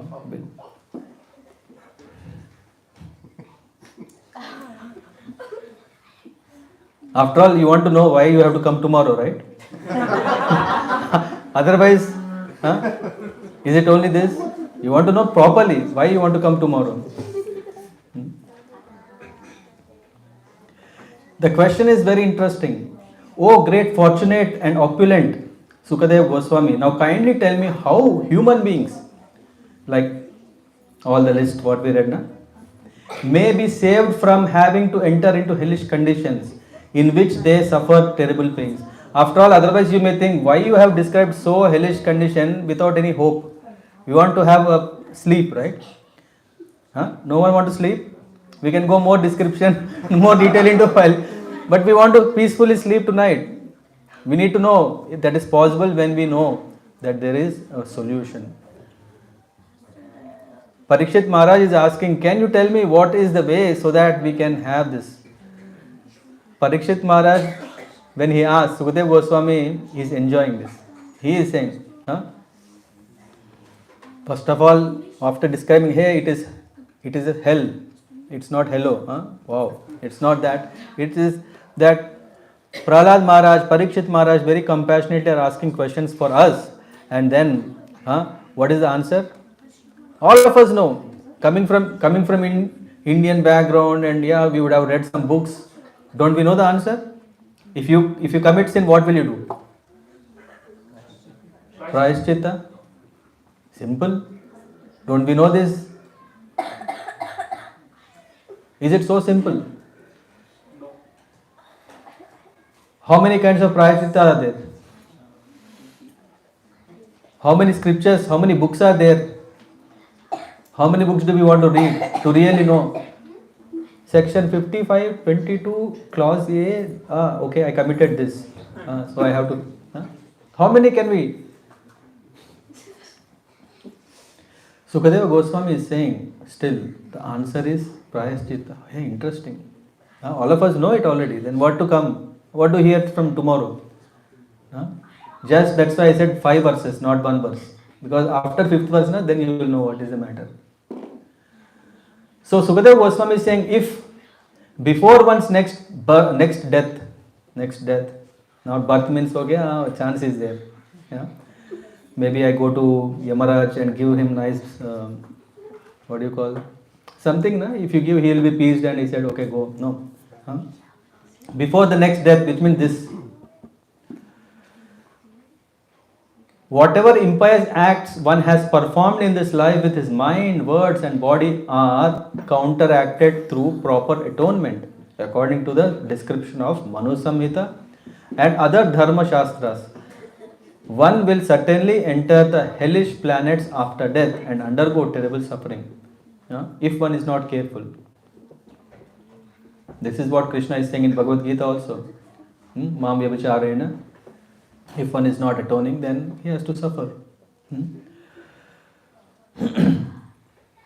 Tasmat, then what happens? Therefore, before one's next death comes, as long as one's body is strong enough, one should quickly adopt the process of atonement according to Shastras. Otherwise, one's time will be lost. Isn't it? We are thinking, I can buy anything and everything, but we cannot so far buy time. There are so many marketing strategies. They say, if you employ 10 people, then you have time of 10 people. Isn't it? You are buying time also, right? No? Yeah? No. If you have 10 people, you have 10 more problems. So therefore one should be careful, otherwise one's time will be lost and the reactions of his sins will increase. How, as an expert physician diagnoses and treats a disease according to its gravity, one should undergo atonement according to the severity of one's sin. This is, but I don't know how much I have committed, isn't it? 10 milligrams, 500 milligrams, how much sin? Maybe 10 kilos? No.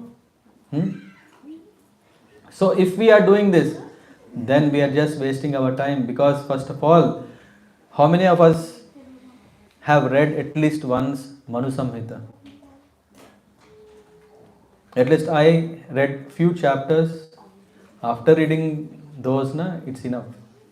So many ifs and buts, so many combinations, so many. In the end, we don't know where do we belong. Yeah, we will just better let Yamaraj decide. In India, even today, the Hindu community often takes advice from expert scholars regarding how to counteract sinful activities. In Christianity, also, there is a process called confession and atonement, isn't it? Therefore, atonement is required and atonement must be undergone according to the gravity of one's sinful acts.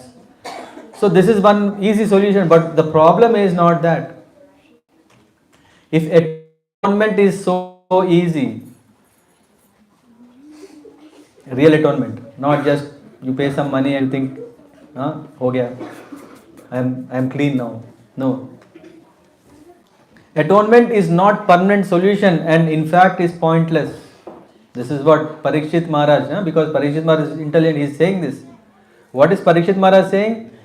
Hey Maharaj, you are saying atonement, but atonement to me looks pointless. Why? Why? Because just like an elephant, when it is taking bath and coming and putting sand again, what kind of bath it is taking?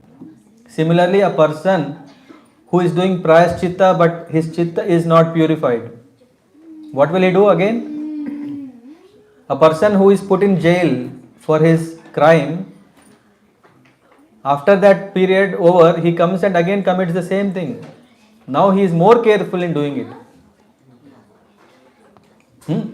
So one may know that sinful activity, this is very, very intelligent point here. One may know that sinful act is injurious. Don't we know? We know or we don't know? We know it. For him, because he actually sees that a criminal is punished by the government. We know that if you committed, you are put in jail, so I know that I should not commit. That is okay, but what I am doing, I am also doing. And learned scholars that one is thrown into hellish conditions. See, everyone knows there is Manusmriti that says you go to hell if you do this, if you do that. Everything is described. In spite of knowing one is committing sin, which means just atonement is not going to solve the problem. Nevertheless, in spirit of such knowledge, one is forced to commit sin again and again. Now, because I know what to do when I do something, now I am more freely doing all these sins. Right? Parth Prabhu, no? If I know how to clean, I am fine, okay? Okay, surf excel. Dhaga अच्छा है, what is it? धाग अच्छा है, isn't it? अच्छा है तो करते जाओ. That's what the ad is telling you. You can continue to do what you want. So it is said in some religious sects, a sinful man goes to priest, and this is actually is mentioning about, we know, certain religious practices are what? Sunday you go, you confess, you are atoned, and then Monday to Friday, you are fully free. Hey, there is some process which can make you free from all the sin. Therefore, owing to his practical experience, Parikshit Maharaj saw that the process of repeatedly sinning and atoning is pointless. And that's where he is saying, what kind of thing is this? It is like manye kunjara sauchavat. It's just like elephant. Elephant is going into the lake, taking bath. After coming, it sprays all the sand on it. What is this? What is the point? And then Sukadeva Goswami is saying, hey, very nice question. I was just testing you. I was just testing you. For us now, we think, okay, give me the book, give me the reference. Nowadays, Gen AI, I put it, I get it. My dear king, since acts meant to neutralize impious actions are also fruitive, which means if you are doing prayaschitta is also an action, isn't it? Prayaschitta is also an act that will also have a result. So in that way you are right. Therefore, real atonement is enlightenment in perfect knowledge, huh? By which one understands the supreme absolute truth. Huh? So he is saying, Nivritti Marg, after you know the rules and regulations, four regulative principles, what are they? No meat eating, no gambling, no illicit sex, no intoxication, such kind of Nivritti Marg. With that we can maintain, just like if a person is a patient, when he knows what diet he has to take, what should he avoid, what should he eat, what medicines he should take, if he follows, so there is so much gyan. With that gyan he can make it. So now what is Sukadeva Goswami saying? Prayaschitta, maybe the mind is not changed, but gyan, with gyan, what is the problem with gyan? We develop the proud. In the purport, Prabhupada is mentioning about that. Because of ignorance, one speculatively thinks himself liberated from material contamination. Because now you think, hey, I think I am already liberated. That's why sometimes people will say, hey, I am God, I am God, I am God. They think liberated from material contamination, although actually he is not. Therefore, even if one raises to Brahma Gyan, understanding of Brahman, one nevertheless falls down because of not taking shelter of the lotus feet of Krishna. This is what is said. For today, I think this is the last verse, which has two verses in it. I can't help you, come on. You have to hear. Tapasa brahmacharyena samena cha damena cha tyagena satya sauchabhyam yamena niyamena va dehavag buddhijam dhira dharmaja shraddhayanvita kshipanti agham mahad api venugulmam ivanala. To concentrate the mind, one must observe a life of celibacy, because just gyan itself is not. After getting gyan, you have to also follow it. And not fall down. One must undergo the austerity of voluntarily giving up sense enjoyment. One must then control the mind and senses, give charity, be truthful, clean and non-violent.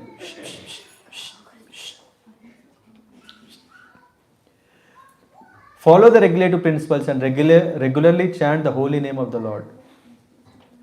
Thus, a sober and faithful person who knows the religious principles is temporarily purified. When we know this, temporarily we can purify ourselves. These sins are like the dried leaves of creepers beneath a bamboo tree. You're not getting? I'll repeat everything again. From chapter 1 to... now you'll listen.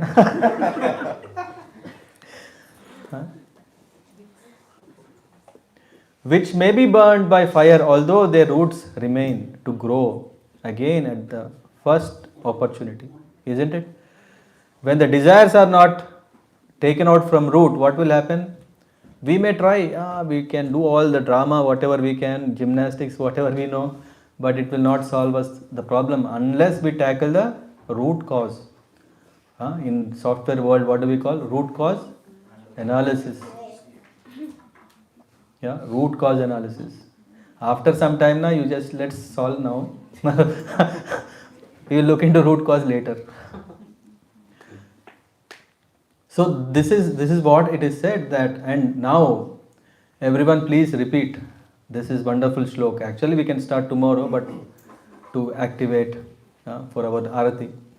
Kechit kevalaya bhaktya Vasudeva Parayana Agam Dunvanti Karsneya Niharam Iva Bhaskara. Who is going to repeat? Rishabh Prabhu? I saw you so close and deeply focused. No, I'm just joking. With full freedom I can joke with him. He doesn't mind. Only a rare person who has adopted complete unalloyed devotional service to Krishna can uproot the weeds of sinful actions with no possibility that they will revive. He can do this simply by discharging devotional service, just as the sun can immediately dissipate fog by its rays. Huh? Therefore, as soon as one is reclaimed to the platform of devotional service, so what is the solution? It is not prayaschitta. Prayaschitta is temporary, not so. The next better is what is jnana, because if one is in this jnana, at least he will commit less sin. So he will not fall straight to hell, he will slide to hell. No? So better not to go to hell. His solution is what? Kechit kevalaya. Huh? What is the solution? Vasudeva parayana. Kechit kevalaya bhaktya Vasudeva parayana. When we take shelter of Vasudeva, Sri Krishna, and practice what? Not jnana, not dhyana, not karma, and all these yogas are so nice. Bhakti yoga simple and sublime, the best. Niharam eva bhaskara. Just like the fog is dissipated by the sun. How much time does it take? You may see so much of fog in the morning, but as soon as the sun rises, finish. Kilos of fog is gone. Kilos of sins are burnt. Just imagine. We don't need to count how many kilos baggage we have. Anyway, I'll stop here. Thank you so much for your wonderful patience, and looking forward for tomorrow, because tomorrow is actually quite interesting, where we are going to discuss about what is the solution. After all, we have heard all these very traumatic, dramatic words, but what is our chance? Because here the solution is about bhakti, but how can I practice bhakti? Is it very difficult to practice bhakti, or is it very easy? That's what we will know tomorrow. Please sleep well so that you are fresh for tomorrow's session. Srila Prabhupada ki jai.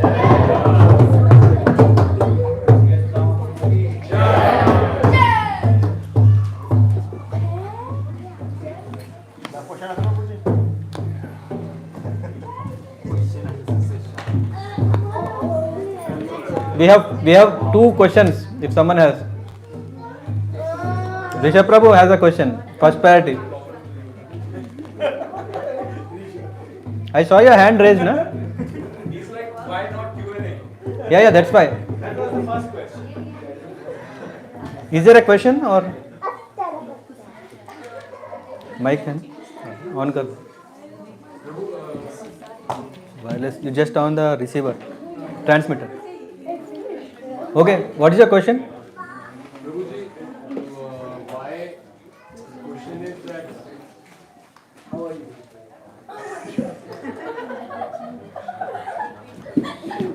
The question is that why Krishna was so creative in creating so many different. Better. Why Krishna was so creative in creating so many hellish planets, and why he couldn't keep it simple, just have one hellish planet and like how he has made Earth? Why he made it? Why he made so many categories? I am wearing white. You are wearing what is that color? Pink. Huh? Why are we having two colors? Our taste. You have a taste, I have a taste, everyone has a taste. So, the Lord is encouraging us to be as we are. Yeah. So that, anyway, on a serious note, why so many hells? Or why so many? Just like here, if you go to the Swiss Alps, you see it's very cold. If you go to African, you see very hot. Why two different? Yeah, it's basically we wanted such environment, and Lord has very mercifully created such environment so that we can learn our lessons at our pace. He didn't force us. Yeah. So just like all these countries and Madhav. As all these countries and continents, similarly there is also other worlds which are also designed for a purpose. Just you may ask why so many hell, so many kinds of hells. Yeah. How? This is the same question we have currently, right? In Mahabharata, there is an incident where Duryodhan and Dharmaraj were asked to give justice when they were And Yudhishthir said, yeah, there are 4 people, but they are coming from 4 different kinds of no, what is it?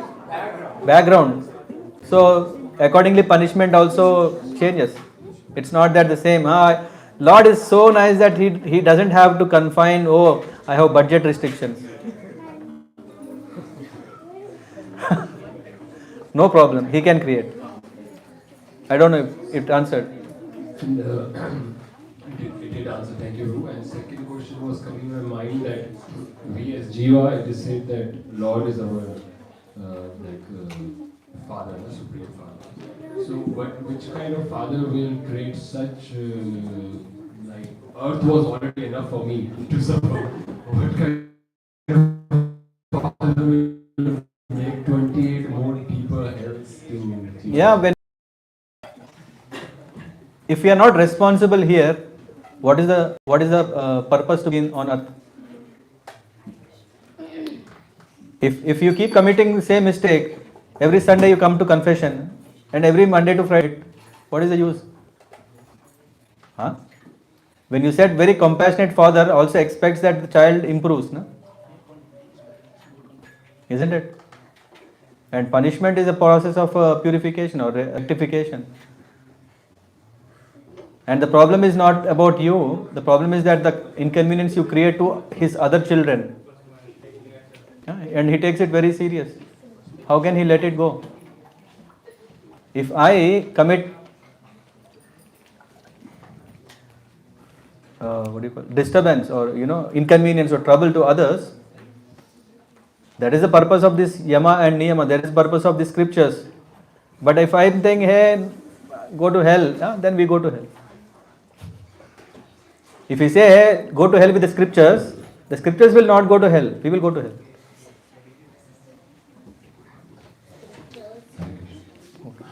You have answer? No, you are doctor, na? That's why I was thinking. You have answer. The solution for not going to hell. You take medicine, you write prescription.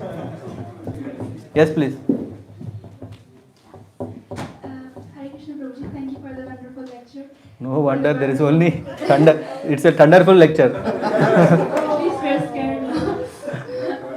But my question is, what is the benefit of not remembering this punishment? And how and why does Krishna expect us to improve if we can't remember what happened when we committed sins? I understand that it is mentioned in scriptures and we should read scriptures and then we should, okay, it is like that, and we should accept and that's why we should not do sins. But there should be some, okay, you remember you did this and then you got this. And, yeah. We don't need to remember what we did, but we can remember what will happen if we don't do it. Because the Lord is personally taking care as a merciful Father that He is making us forget, otherwise we wouldn't even sleep well. Just imagine, in my last life I killed, my God, can I sleep? No. If the Lord is, if Lord would be so cruel, He would have given all that facilities to remember what we were. But because the position we are already in this earth, it already means that we messed up our last life. Isn't it? Do we need to know that? That's enough, right? Do we really need to know what was exact issue I did? That will not help. We may think, oh, last time I did that, I don't want to do that this time. We may think that. That is not the purpose. The purpose is that I don't want to do anything as per the scriptures what are forbidden. This is something like safeguarding. This is also one of the purposes. It comes. Atonement is so risky business. Yeah, sense control is so risky business that at one stage or the other we will fall. However careful we are.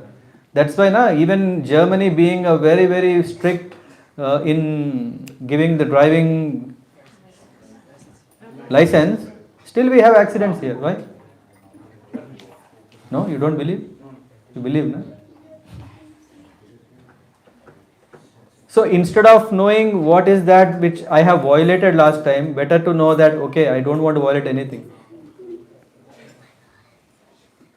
I don't know. Did that cover your question, or you're not convinced? Then no problem. When we sleep now, we can just ask the Lord, what did I do last time? What did I miss? And then He says, hey, this.